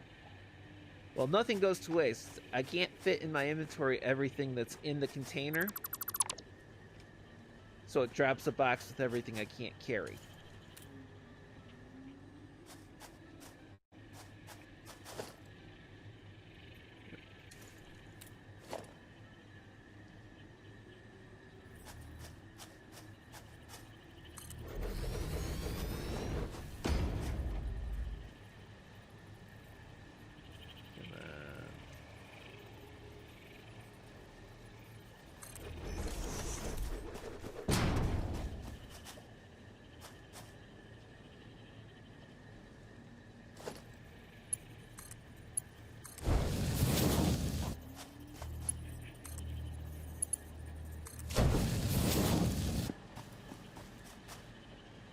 Okay.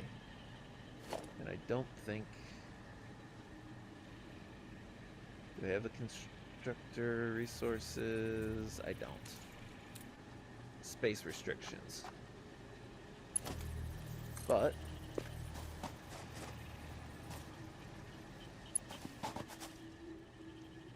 wire's too long. Wire's too long.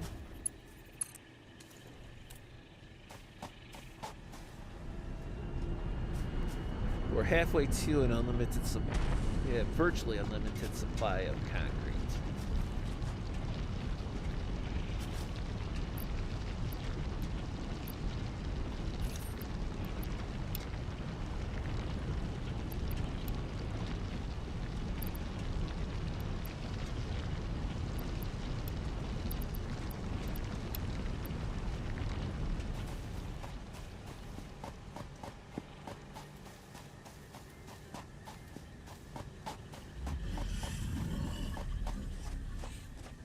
He startled me for a moment. And of course, in this game, there is no need to sleep either.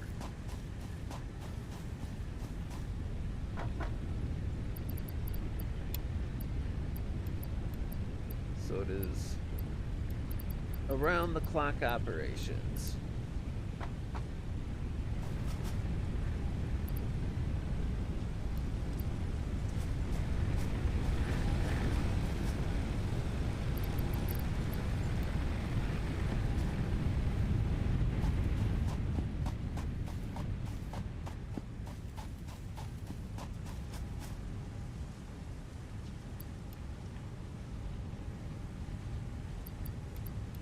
give ourselves automated concrete and automated screws.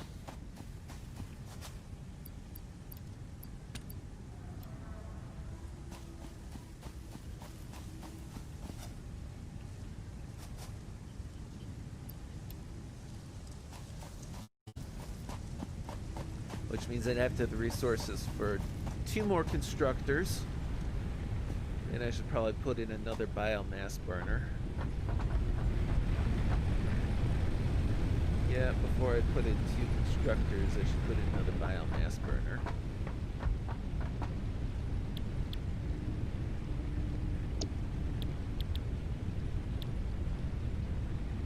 Oh, it's so tempting, but I'm not quite ready yet.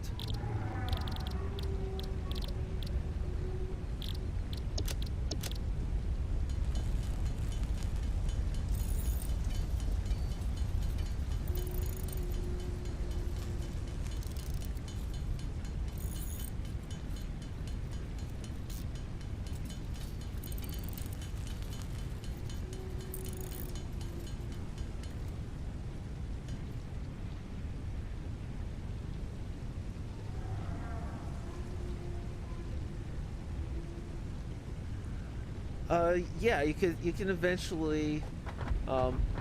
It is possible to build vertically, and what you have will just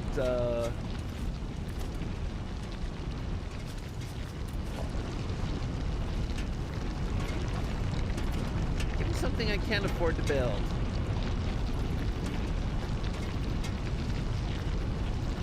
Invalid aim location. What you'd have to do, see how it's got an outline?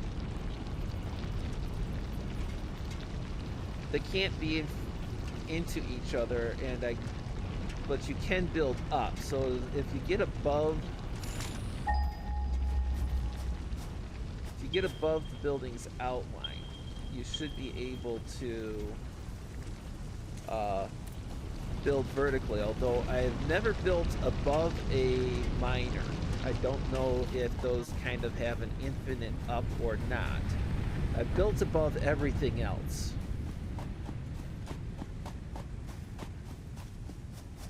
But there is one thing that's an absolute pain for vertical, and that is fluids.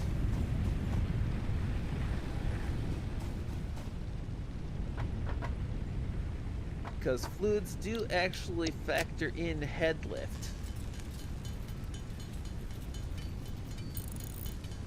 Have to run cables all over creation. You end up running cables all over creation anyway.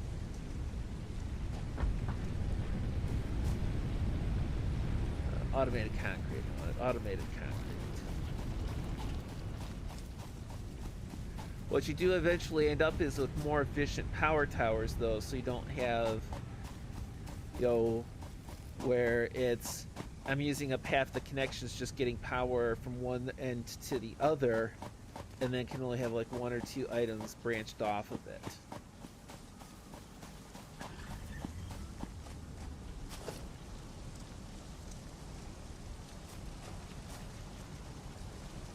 We are going to turn this constructor around.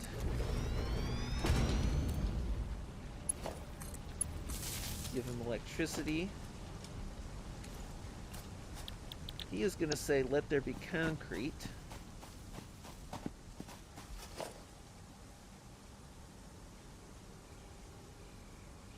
And then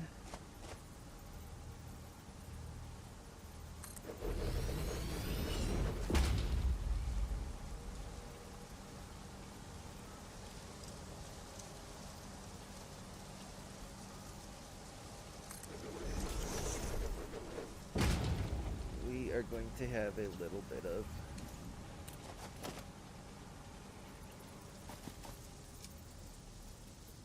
stacked fun.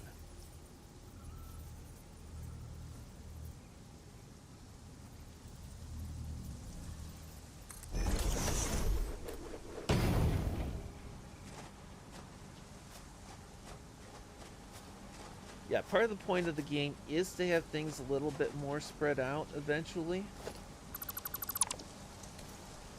Well, more spread out and more consolidated, because what you end up with is a lot of things are built closer to their sources, and then you have more central locations that bring some of the stuff together. And I tend to build this big warehouse where I have a collection of like everything too. And you can do a little bit of manufacturing on that.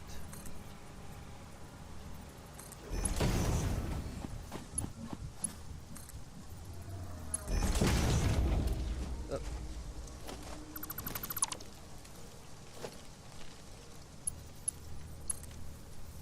When you don't pay attention to your lift system.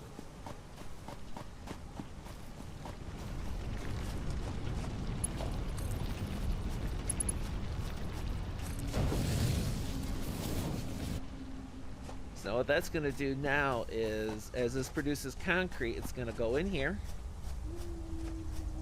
It'll feed into this lift, into this one, into this lift. Oh, not if I don't fix that.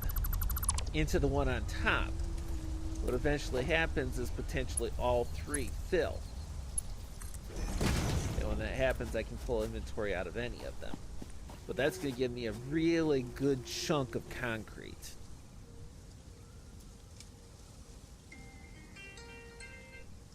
And just a minute for some spray painting. Leave you with a soothing view of logistics being logistical.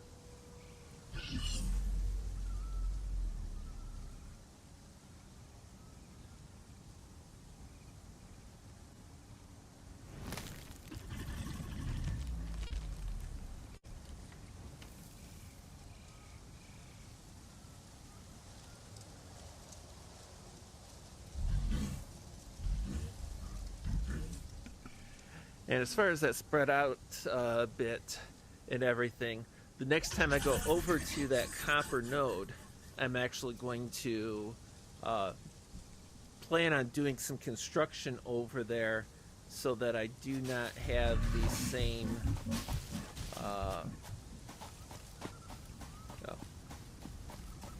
where I can have more finished resources coming through, not just raw copper.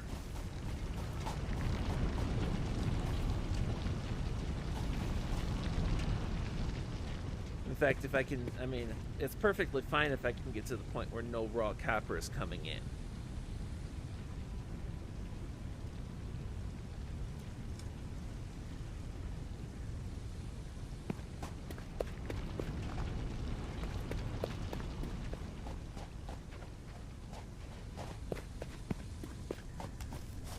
I gotta get me some biomass, and I'm going to make myself a semi-automated biomass factory, because I gotta have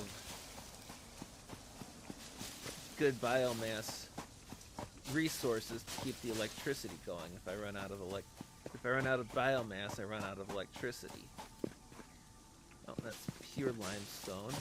And that's you sometimes run into where it's just a block of a pure resource too.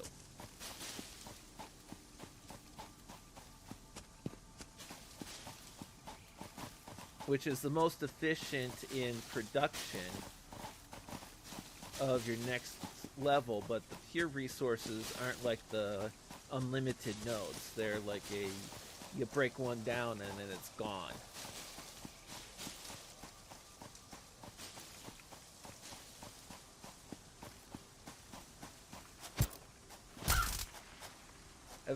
I've never figured out the... Almost looks like a lizard parrot or a lizard macaw to me. I don't think I've ever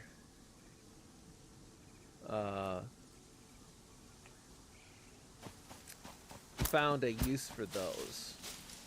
But they're not hostile. In fact, I've only run into 2 hostiles so far.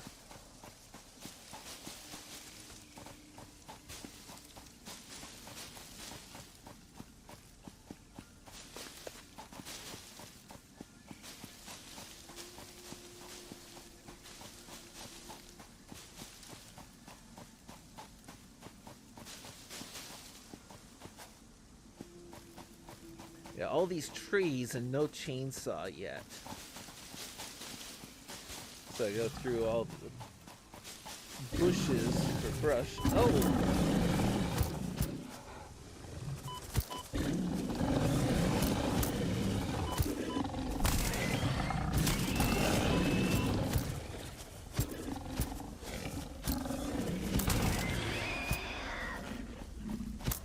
Okay, one down.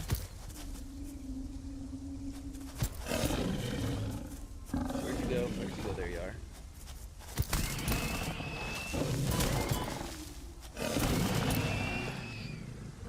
That was a close one. Practically ran into him. Thankfully, got a decent stash of nuts.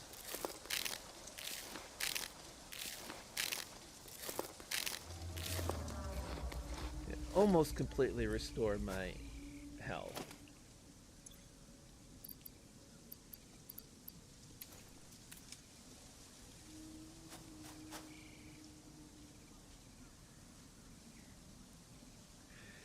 Yeah, until you unlock coal, you do a decent amount of biomass for the factory power.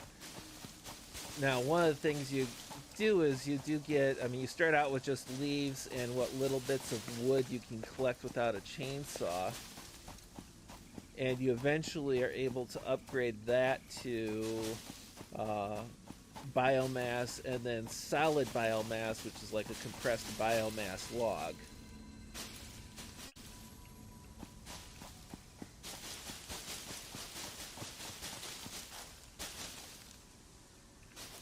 So you get to the point where you'll run through an area as you're going for other things, and you'll cut down some trees and brush just in passing.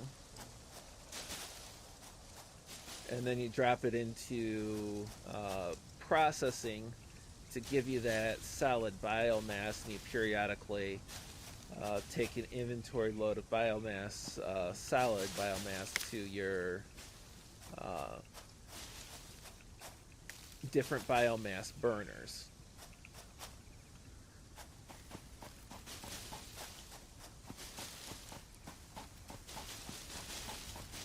Really, this collection of biomass here, just a few stacks of leaves, is probably going to do a decent amount of power.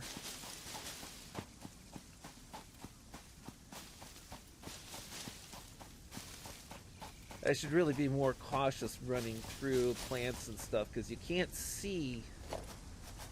really see through trees, and as you're running, you might run through a bunch of plants or trees and like right off a cliff.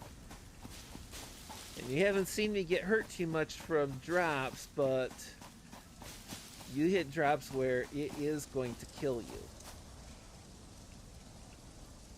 I've just been very careful to try and keep any potential harm from drops to a minimum.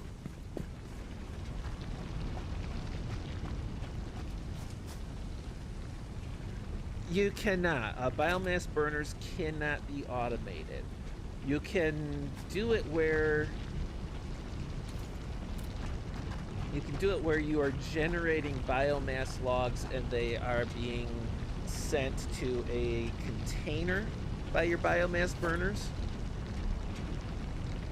But as far as actually automatically loading the logs into the biomass burner, no, that is a 100% manual process. The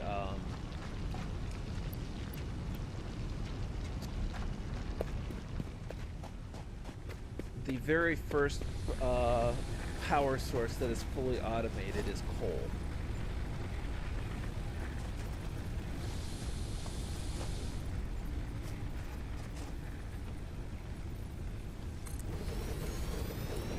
Drop another biomass burner.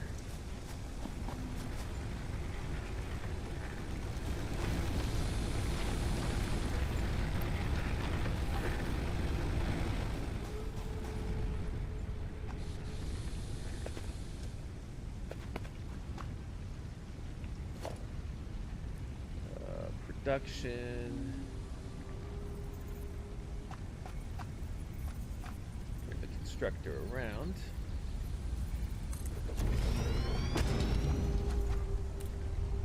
Oops. Okay, that didn't work. So this is biomass from leaves.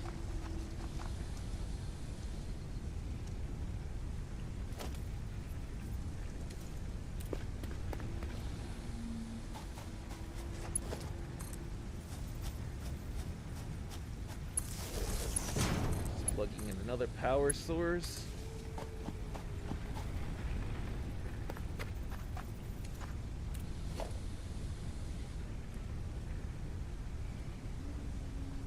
If I can do similar for wood pellet grills, a much more advanced person should be able to do for a hopper and feed system. Well, sooner or later, your hopper and feed system for your pellet grill, your pellet stove, whatever, you still have to take and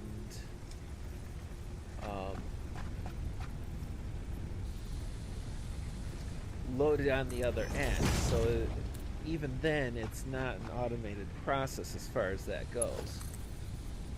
Okay. So if I can drop one more constructor here. Have the resources, please. Not too expensive, perfect.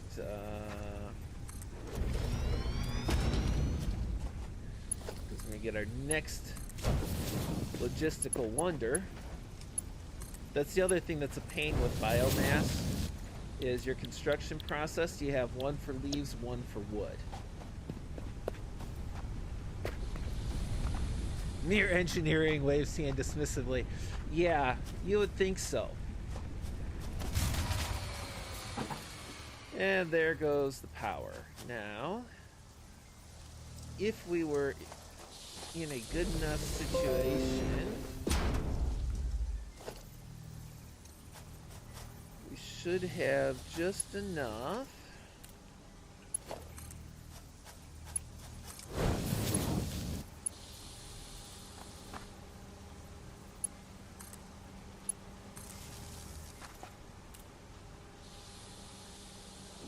Gotta wait a moment for the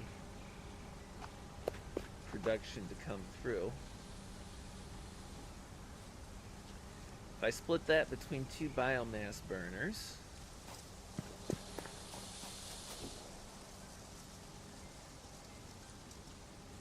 hurry boys, hurry, hurry, hurry. And this is the merger. You can take up to 3 feeds and have it come out into one. Okay. As long as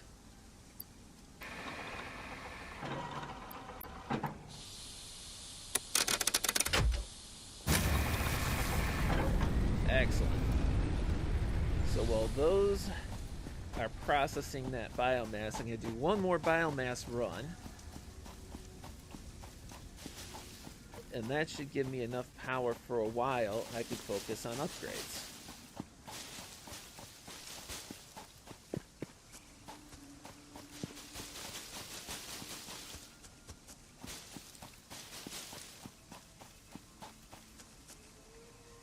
It's so annoying because I'm so close to all of these trees. But I'm not able to clear cut a forest for wood yet.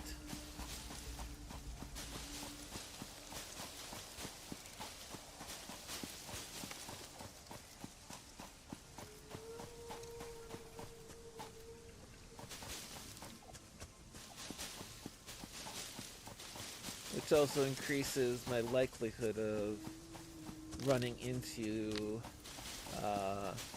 bad doggos and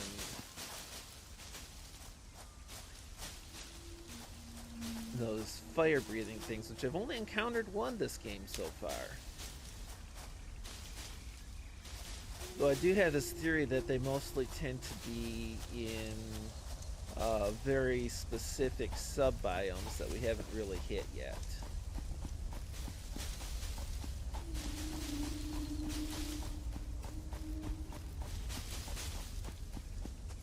And I've not encountered any new, really great, wonderful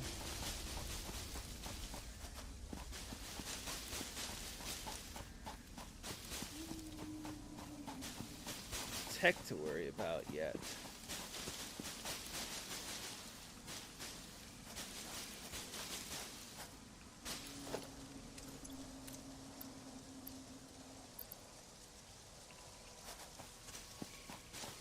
As I'm exploring, it'd be nice to encounter something like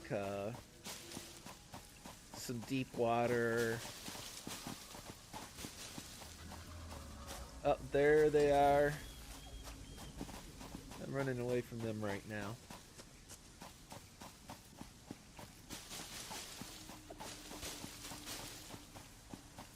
Oh, there is a third.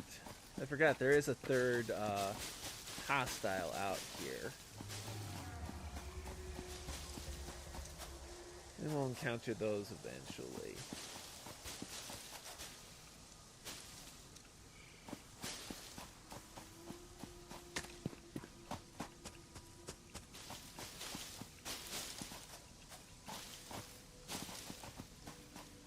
Oh, one other thing with the power resources, they may not be working at their most efficient at various times, but the only time they're ever working at 100% is if you got 100% power draw.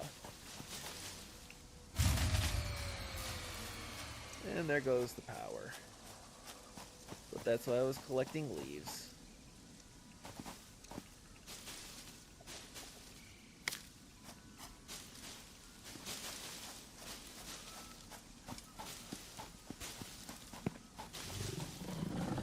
Doggo!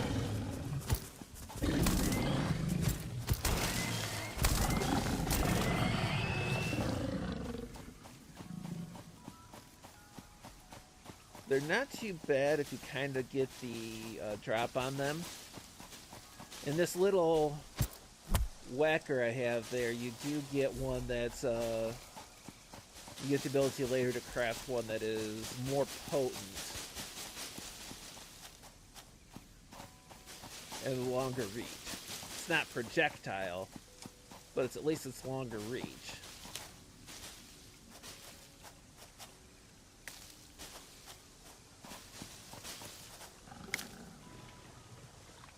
Water.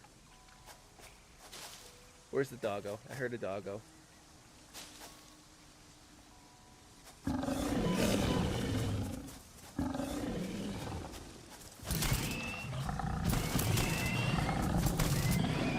Eat taser.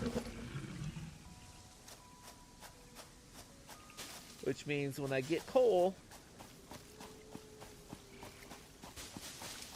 I'm going to be transporting the coal here, and I'll set up my initial power array probably over there or over there.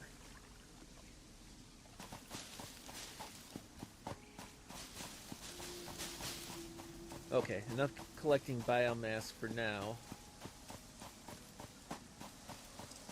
Except if I get diverted because I get nuts or berries.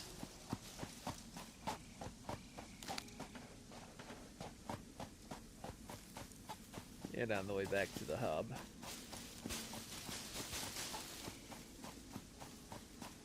There should be enough biomass in that outbox now to get them burning for a good bit longer. Probably let me set up another burner if I need it for power.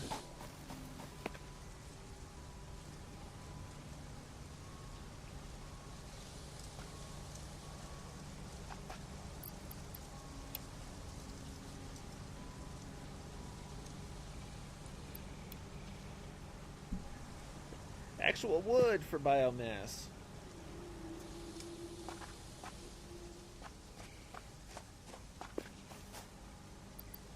Almost 2 full stacks. That's going to do us a lot better.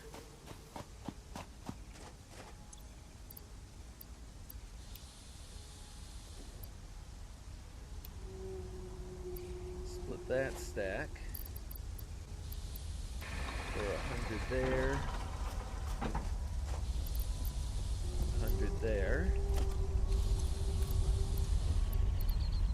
And split that stack because the biomass burners here on the hub are a little more efficient. They don't run out of fuel as quickly.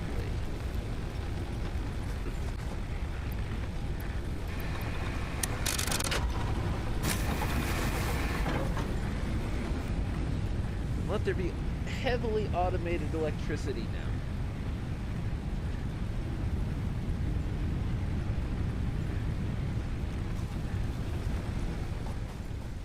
So until the power runs out, as I said, you see how the conveyor had emptied out when the power went out. It stopped mining, but the conveyors keep going. Splitters and mergers keep going. Just anything that's actually plugged into a wire goes dead. Let's see. I don't know what I need yet for my next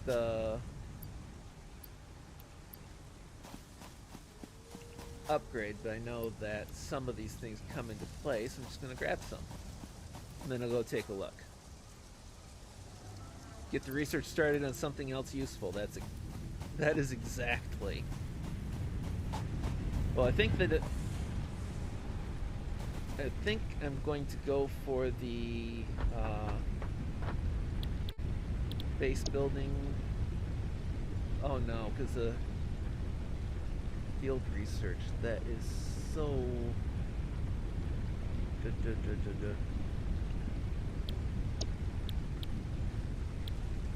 but I've already got the stuff I need for the base building once I go and get the concrete. That's what I need to do for the concrete.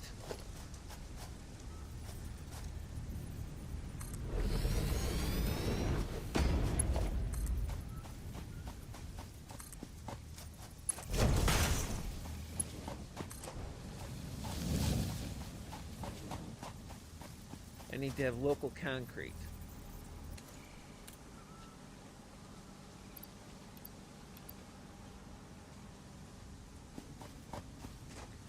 More personal inventory would be useful. Yeah, you get additional personal inventory slots in a lot of upgrades.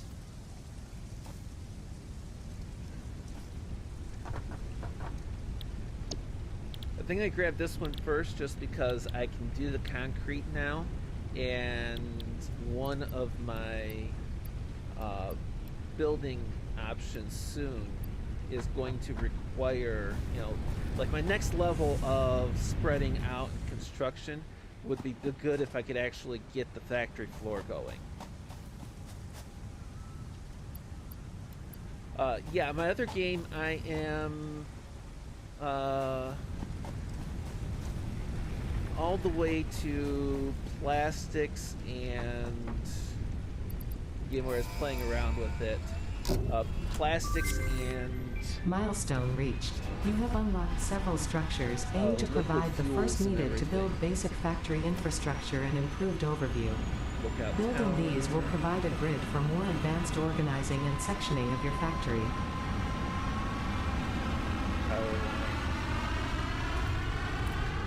But I do need to get my next, get started on this because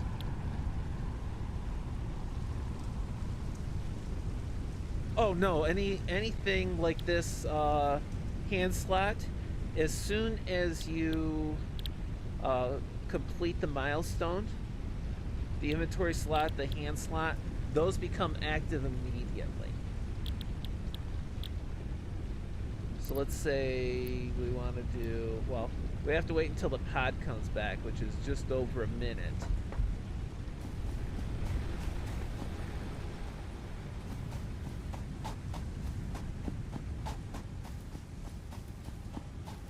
And we're about to do a little bit more here. We need a splitter. The reason why we need a splitter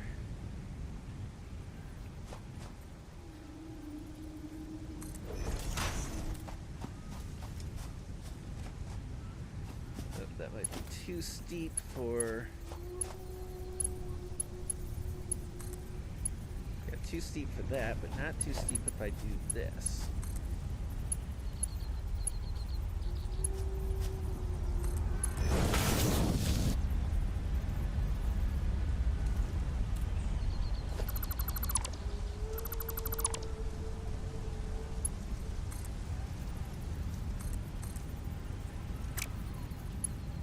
Floor's gonna be a mess until next upgrade.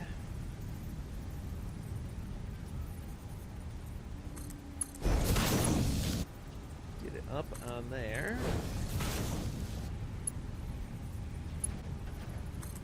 And then that can go down there.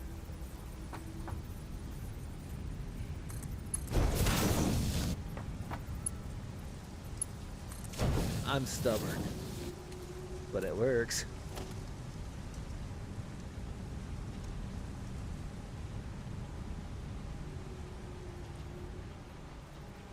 What do I need? What do I need? Reinforced plates.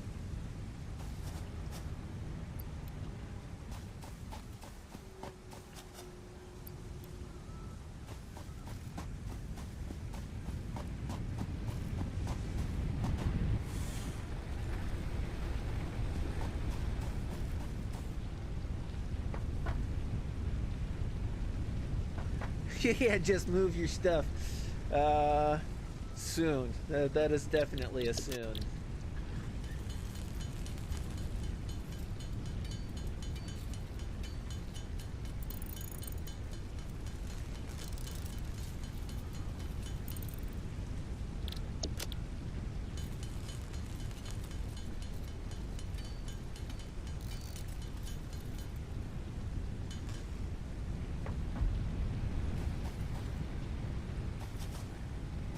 Still growing berries.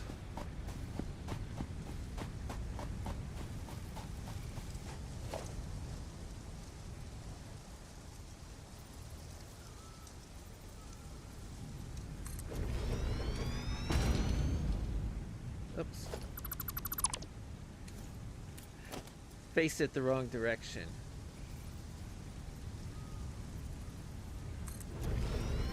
Now, if it was a game like 7 Days, where you lose every time you deconstruct and reconstruct, you'd be very hard pressed to take that and go anywhere with it, because you're like, well, how common or rare is the resource you're working with, I guess.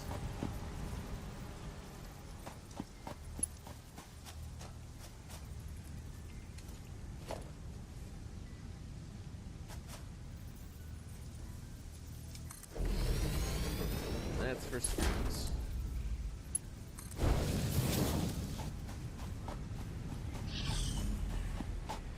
And that's why I was working on the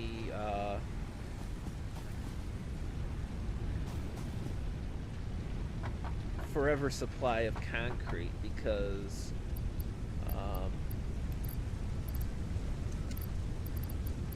I gotta be able to do true factory building and restructure things. And what I'm thinking, since I know I've got water over there, I'm thinking I'm going to take that area there for actual factory construction. At least for the first round of real factory.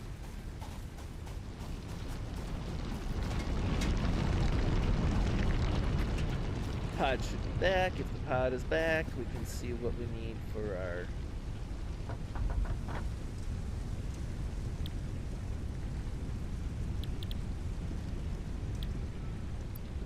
wire, screws, plates.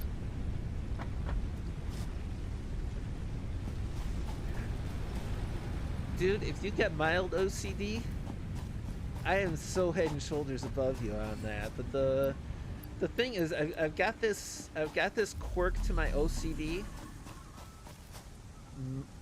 My mess is my mess, and it's reasonably acceptable, especially if I can find what I'm looking for in my mess.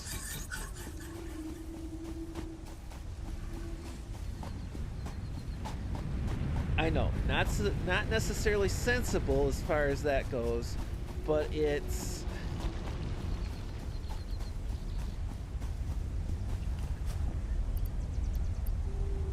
works in what passes for my mind. So that's where it's its own kind of thing, you could say.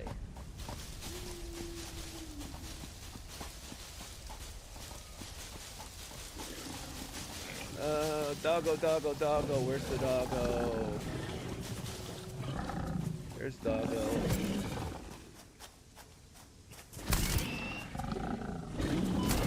Two of them, of course, because they tend to be in pairs.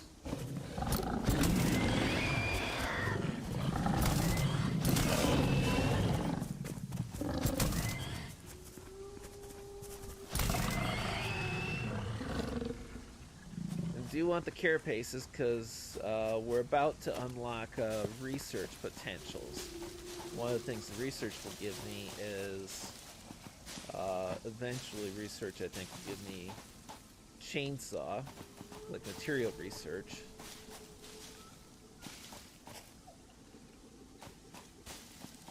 Yeah, exactly. That's the flip side of it, Kyler. Is my mess, and I know where everything is, so it kind of works for me.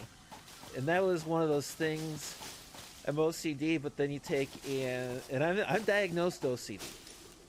But then you take in my office, so one of my jobs, my desk, well, my office was so small, I didn't really have space for everything I needed to have in it anyway. But I had a lot of papers just stacked on my desk. A pile that was practically ready to tip over, all that fun stuff. There's more limestone there. Oh, a great plane! And more resources if we need them. Oh. Okay, so we're not going to go plateau. But we're not going to go down there either. We're going to go down here. Oh. Ah!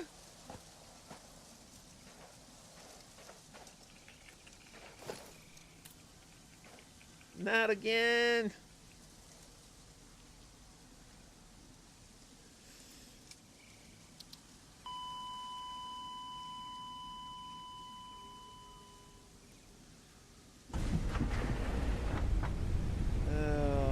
That sucked.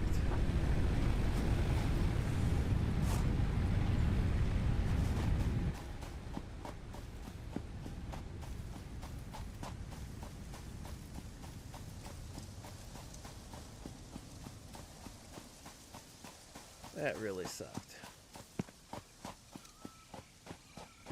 I'm going to take this space over here for my first real floor factory.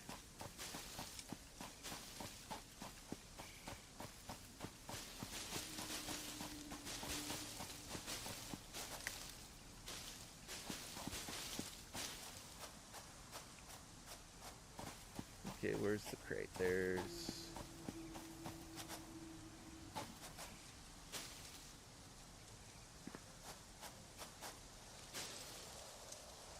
Oh, no, that's hub. There's the crate.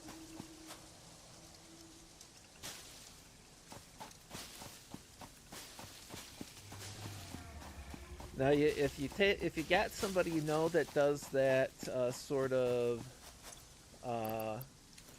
organization by stacks and everything, and you really want to screw with them and totally destroy their day,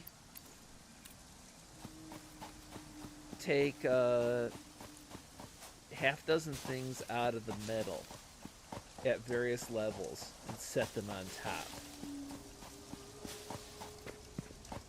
And you've just guaranteed that it will take like half a week for them to find anything.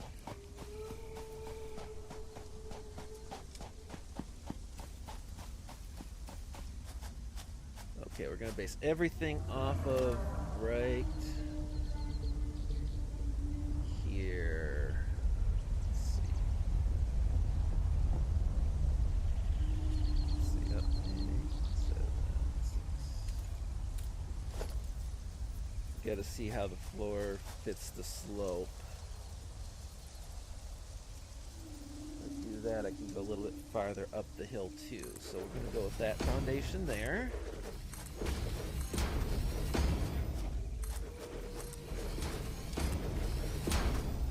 Now these do not have to be supported as far as having something underneath them. So as it goes down, oops, misplaced, recover.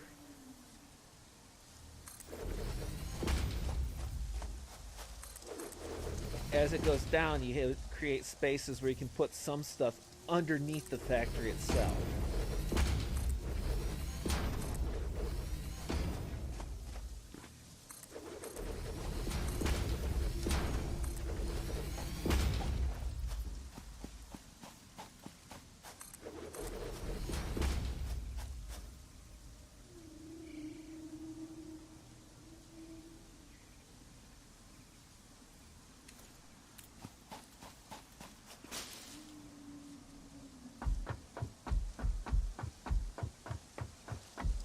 Back for more concrete. There's one technology that you can get eventually related to it makes you run faster, you can jump higher, and you can fall longer distances without taking injury. And I so look forward to that one.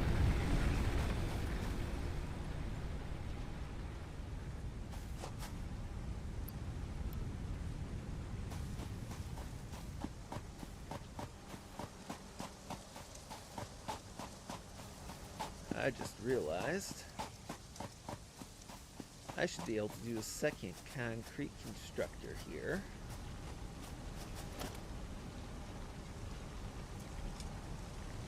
If I've got the resources for another constructor. Yep. But I'm going to put it...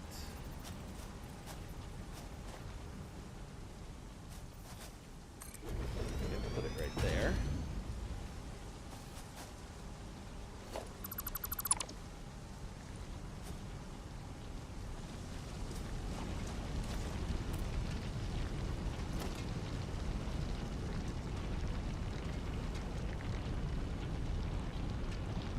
Becomes a matter of remembering what menu stuff is under too.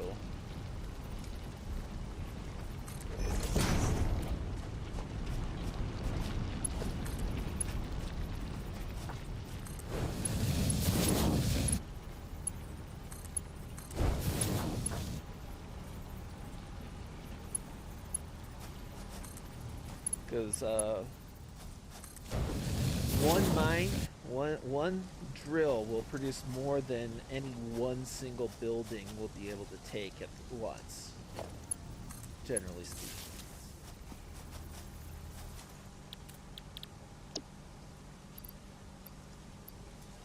Concrete.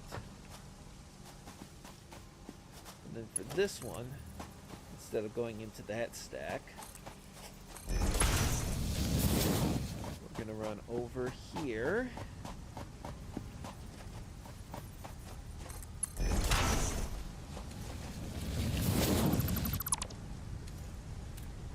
Build a merger.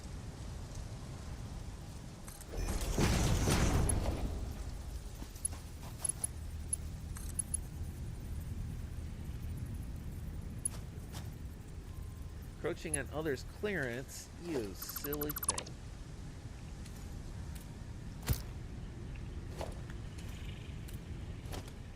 Or did I drop 2 there accidentally? I did. That's fun.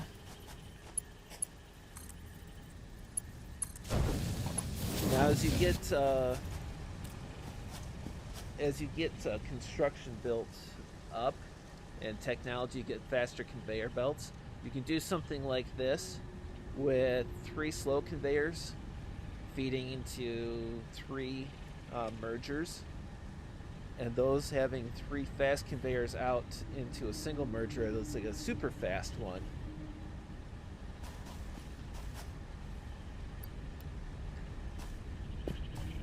Right now I'm just looking at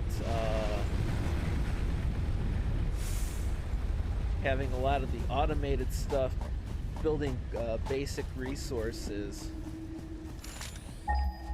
Slide. And getting as much concrete as I can out for building a big factory floor.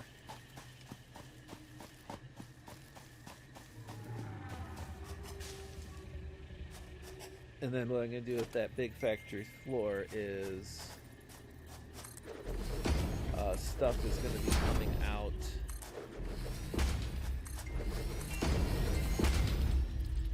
Stuff is going to be coming out processed as far as ingots to the factory, and maybe some first generation things like plates and rods. And I'm going to have a much larger construction area and storage.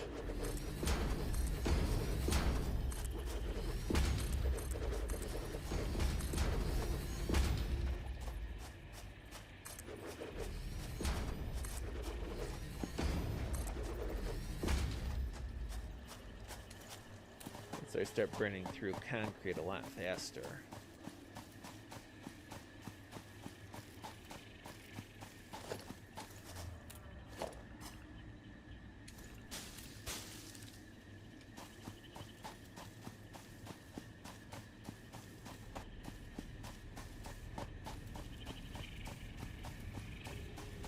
So let's make a third concrete manufacturing. Actually, before I do any more,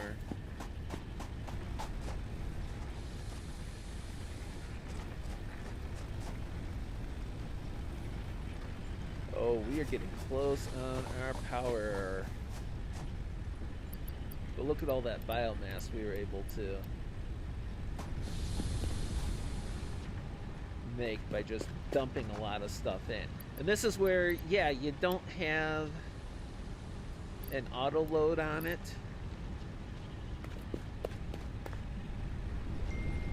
but if you only have to stop by your biomass generators once every so often, are you really out?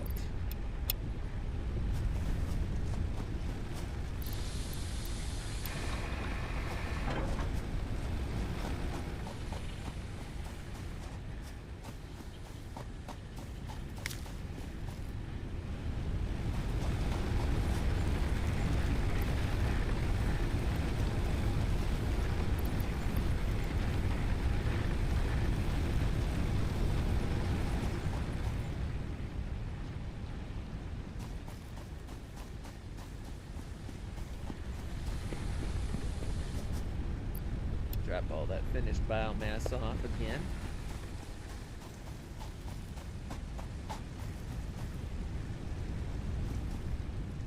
Now what do we still need? We need screws and plates. Plates and screws, the same stuff I have in my hip.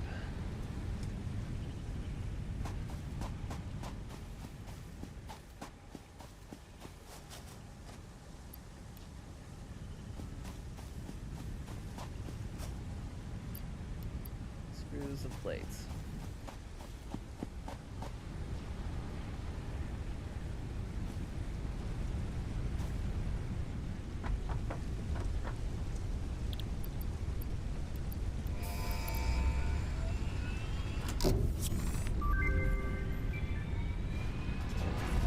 Milestone reached. The molecular analysis machine, referred to as the MAM, will allow R&D to provide new technologies, items, and buildings based on samples collected in the field. To ensure a greater chance of success during exploration, an upgraded tool belt has been provided, as well as an object scanner and beacons. Note: the object scanner requires calibration via the MAM to enable detection of specific objects. I can have a MAM!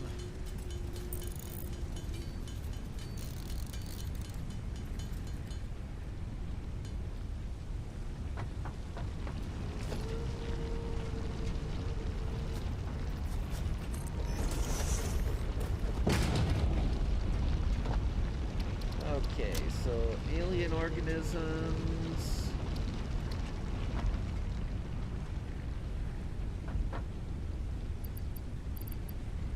We're gonna start branching our text tree a little bit.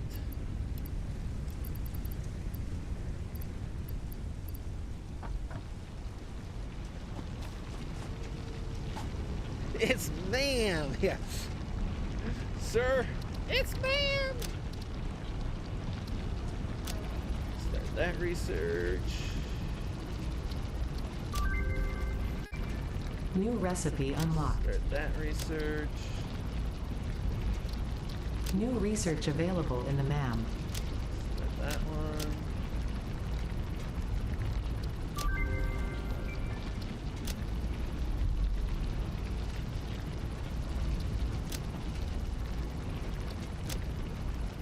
New object added to the object scanner.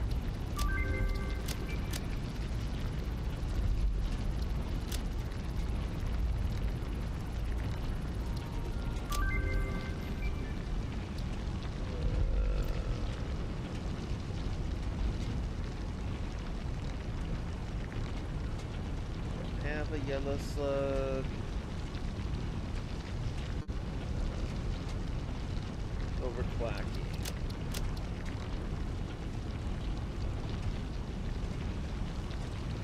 I don't actually want to turn aliens into biomass, but it's things along the way.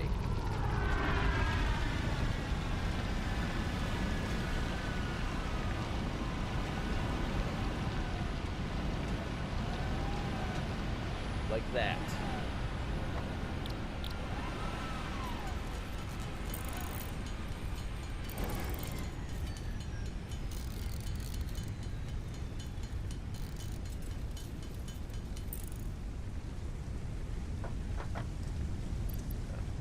Let's see.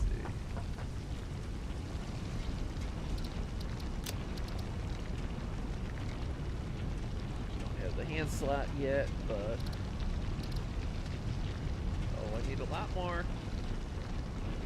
Any rotors, I can't do the rebar gun yet. Well, that's a nuisance.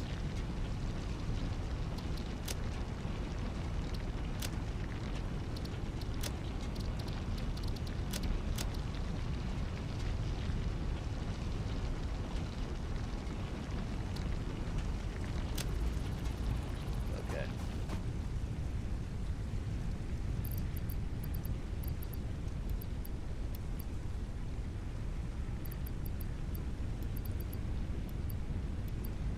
We've at least started some of the researches available out there. Let's get time for more concrete to make.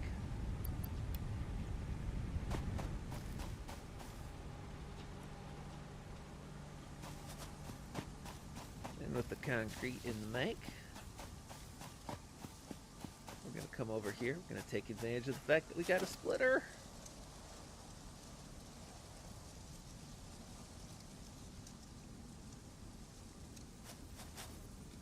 Another constructor.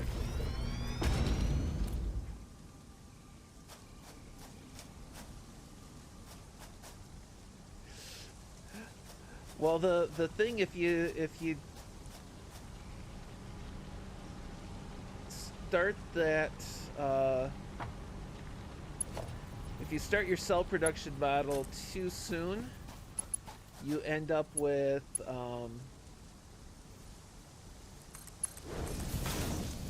having to run huge distances for each resource back and forth, back and forth, back and forth before you're even ready for your next phase.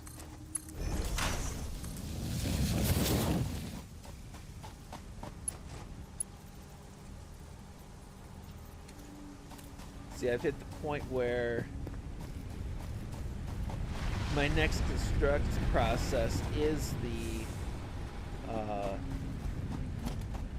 factory floor because of everything I've been able to accomplish so far and build through.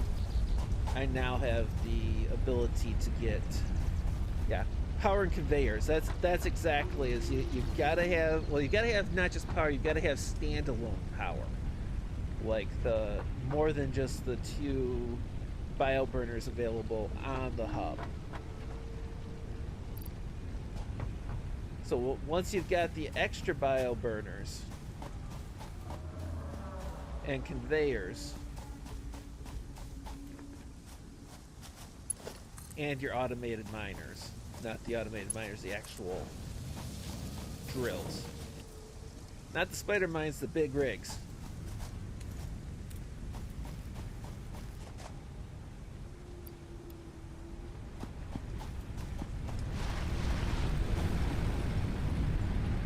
But you see, now I'm making the concrete and I'm building factory space, and this is all going to go the way of the dodo. Or at least be mostly the way of the dodo, largely restructured.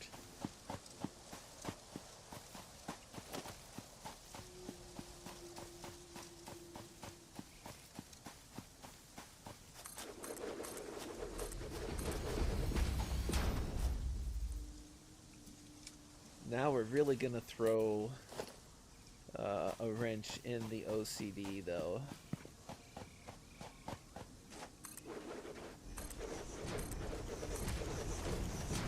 Give more headspace underneath.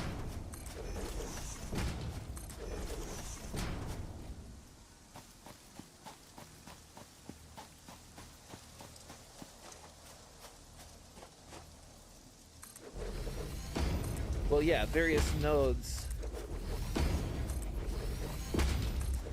Oh.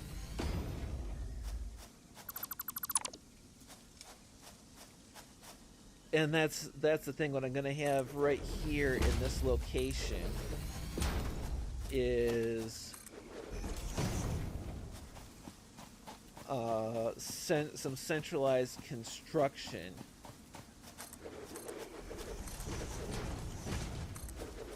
A lot of the copper steps are going to be moved to an actual factory floor over by the copper node. A lot of the iron is going to be over by the iron node.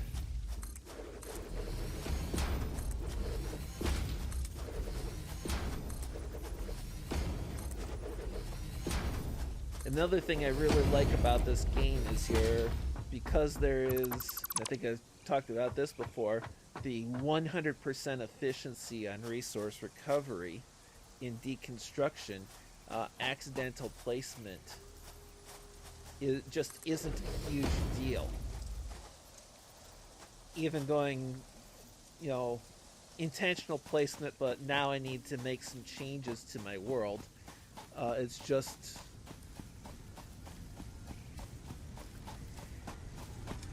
It isn't a big deal because as I deconstruct, I get the resources back to build exactly the same thing elsewhere.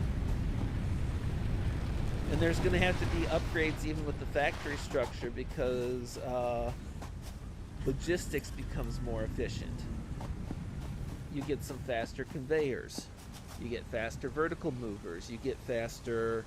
Well, you get... at some point, you get smart splitters, which is a splitter where you can take and say, okay... one thing goes one way, one thing goes another, and one thing goes out the front. My first try factory floor, I've actually got a warehouse that has most resources. It has like huge storage silos for most resources. It goes in and you got an array of smart splitters and says, okay, If it's iron ore, send it right. If it's everything else, send it straight. If it's overflow, send it left. And there's a reason why the overflow is important. Aside from keeping the conveyors moving, because let's say this had 3 resources on it going into an assembler, you'd have, well, it's stopped because it's at the wrong resource and it can't go anywhere.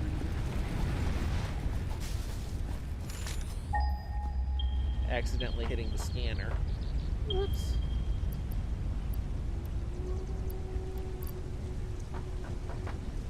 Okay, what do I...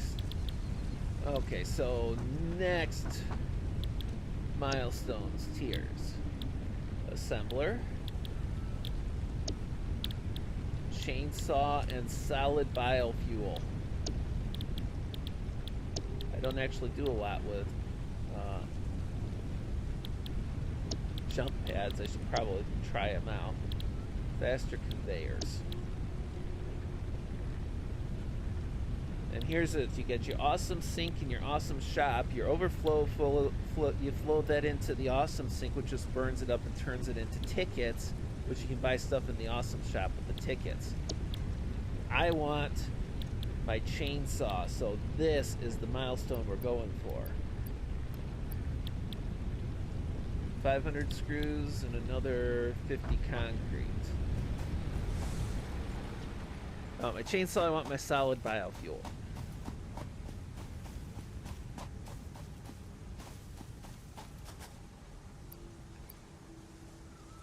It's like I will actually delay the additional work on the factory floor. And you see, this is where you get an idea of how things bottleneck, because the actual drills are the most efficient output. Your smelters are second most, your constructors your third most, your assembler, which is 2 or more separate, which means you can automate plate construction, the heavy fit plates. They're the next one down, which is why you might have, hey, I've only got 1 miner going, but it might feed 3 or 4 smelters.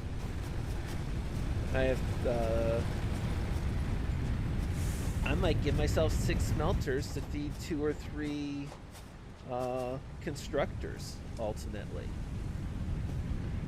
But once you've got a factory floor, you've got some benefit of being able to just build vertically too. So a lot of the actual piecing things together can be done in one location, where things like simple mining and simple parts can be constructed here and conveyed over to the factory for additional construction of screws and concrete. Get to talking because I'm waiting on stuff to automate and then forget what I'm doing.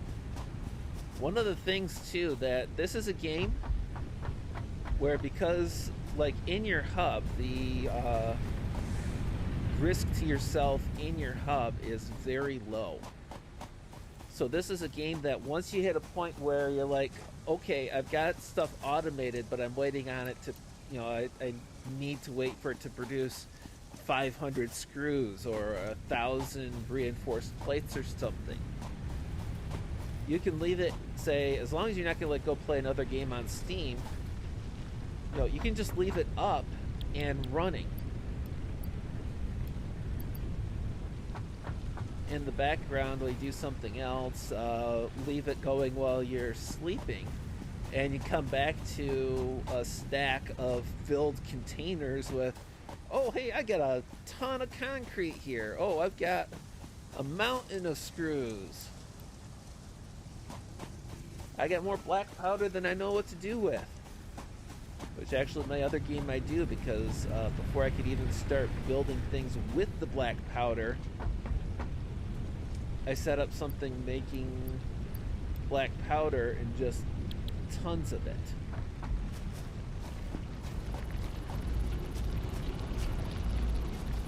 Come back to the man because our slug analysis is done on that.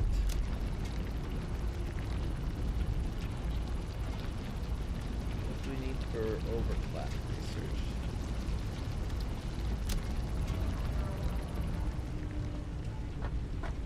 I got it all, which is going to be really good. More concrete needed for that.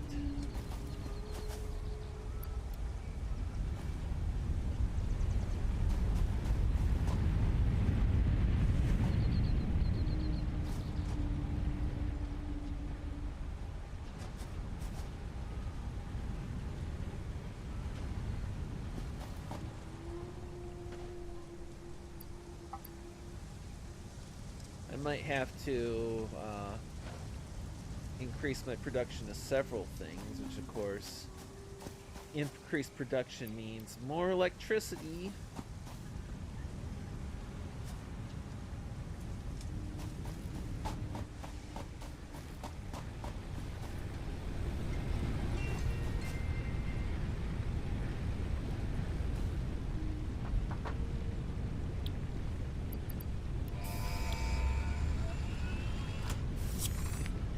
Tons of black powder. Boom. Yeah, well, I got tons of stuff that can go boom. Milestone that's for sure. reached. Biofuel will ensure maximum efficiency of biomass burners. To aid in biofuel production, you are now capable of removing foliage that consists primarily of wood. Additionally, R&D inflated your pocket dimension. More pockets. But as important as more pockets, we're about to put another constructor in.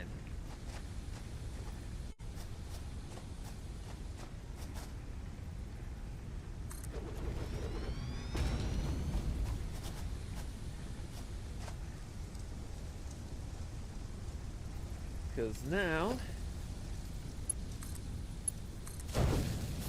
all that biofuel can become solid biofuel, which is the most efficient and long-lasting biofuel option you got.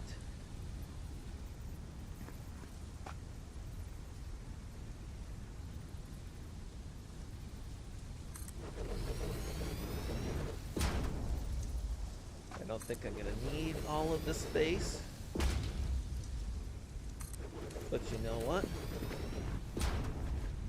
Space is cheap.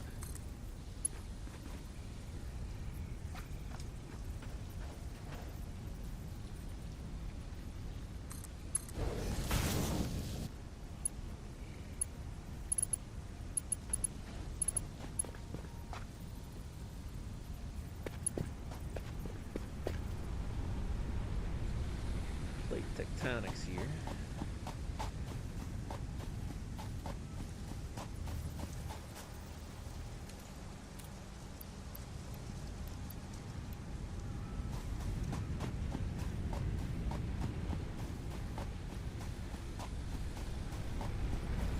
And when it gets coal and everything, this is going to be greatly restructured too.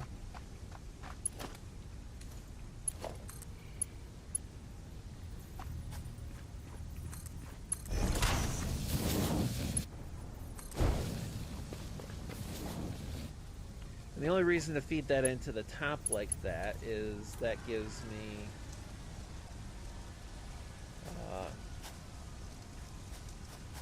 I can then go on the logistics. I can go down, and no matter how full or empty the structure is, I hate that that goes and gets twisted so easily. No matter how full or empty the structure is, I can always come to this bottom one for solid biofuel that's made.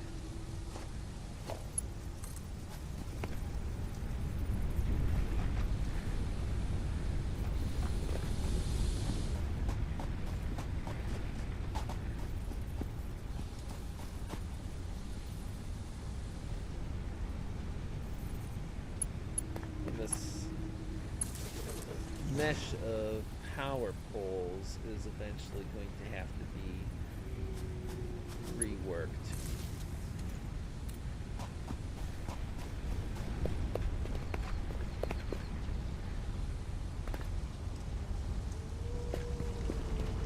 So, I can now drop leaves on this side, wood over here. They will generate biomass that feeds into this storage if it's overloaded, but feeds down into this one, making solid biofuel, which is these beautiful logs here.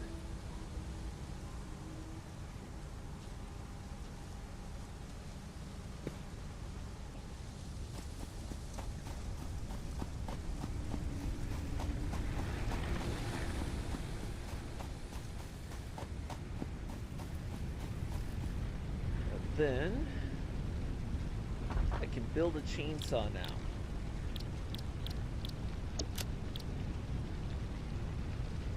Rods, screws, and wire. Plates, rods, screws, and wire.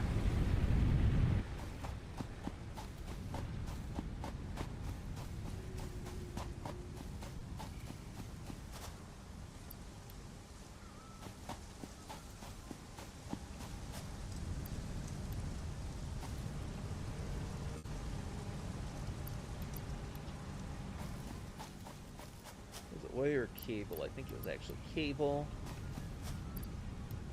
But as the pockets expand, I can take just a little bit more of each on something like that.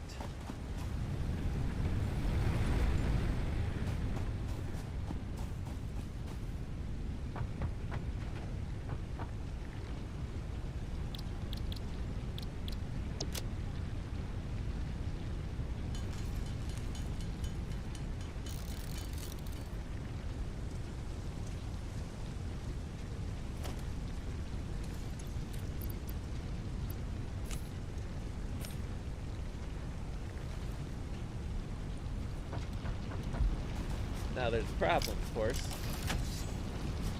So without rainforests, chainsaws need fuel. And chainsaws, the fuel they look for is solid biofuel. Which I'm not actually going to go hunting for trees. I'll cut down trees that are in my way. Like that one. This one over here.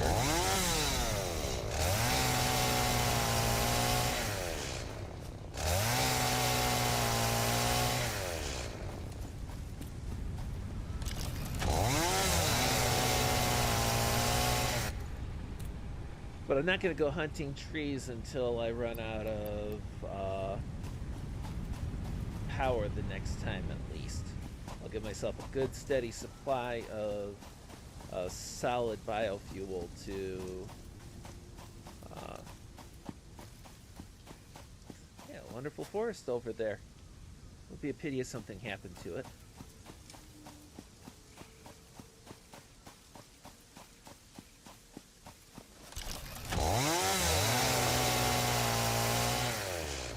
That's the other thing that's really nice about the chainsaw is it doesn't just clear out the one item you've targeted, it clears out grass and trees within a specific area close to you. So you don't have to get every single tree to be able to work in your space.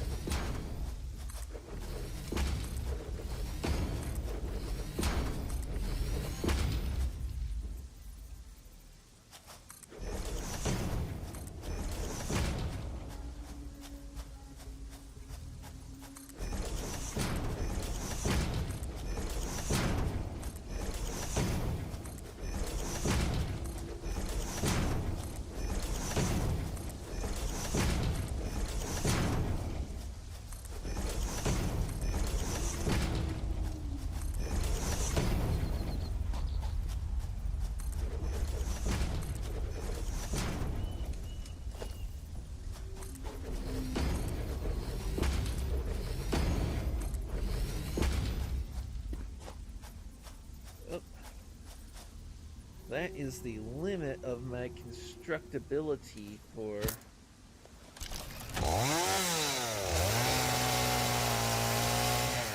floor over here, because you got that cliff.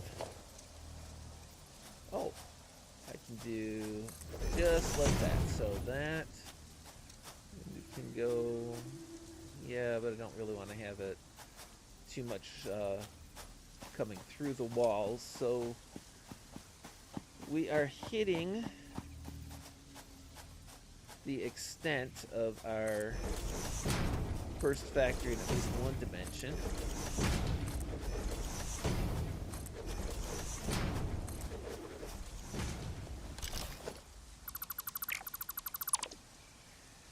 Half-hour warning.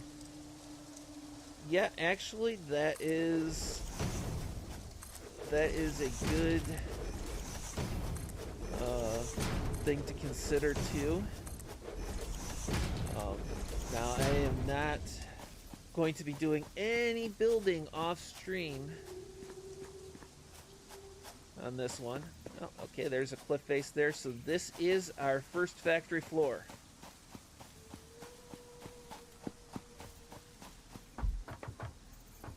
I will build some ramps along the edge here to be able to get onto it simply.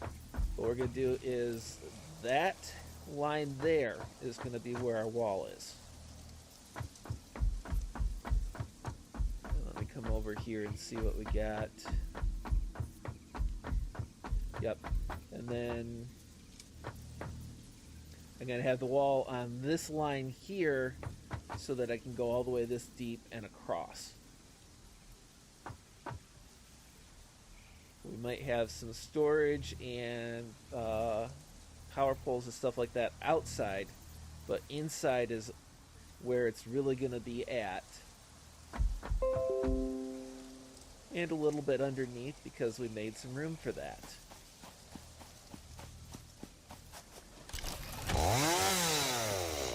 So I'm coming back over to the hub. I am not going to construct anything, but since we have got resources to deal with and construction going on, I am going to leave the game open on my computer until it runs out of power. Once the power goes down, I'll let the autosave save out and we can come back to the next round.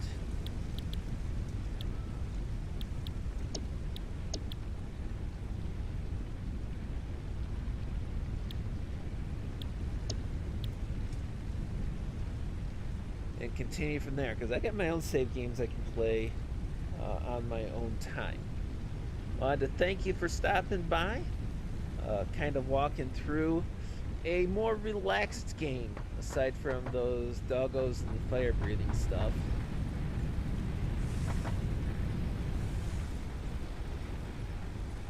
Oh yeah, I'm gonna have to put like the Space Needle right there or something. Put in a observation platform somewhere, get the I am Ozymandias, look on my words you mighty in despair moment. Thanks for stopping by. I do have planned for a regular stream on Saturday, which if I remember correctly, the even odd schedule should be an art stream. I might do another impromptu over the weekend, we'll see. Have a good one, and I will see you all later.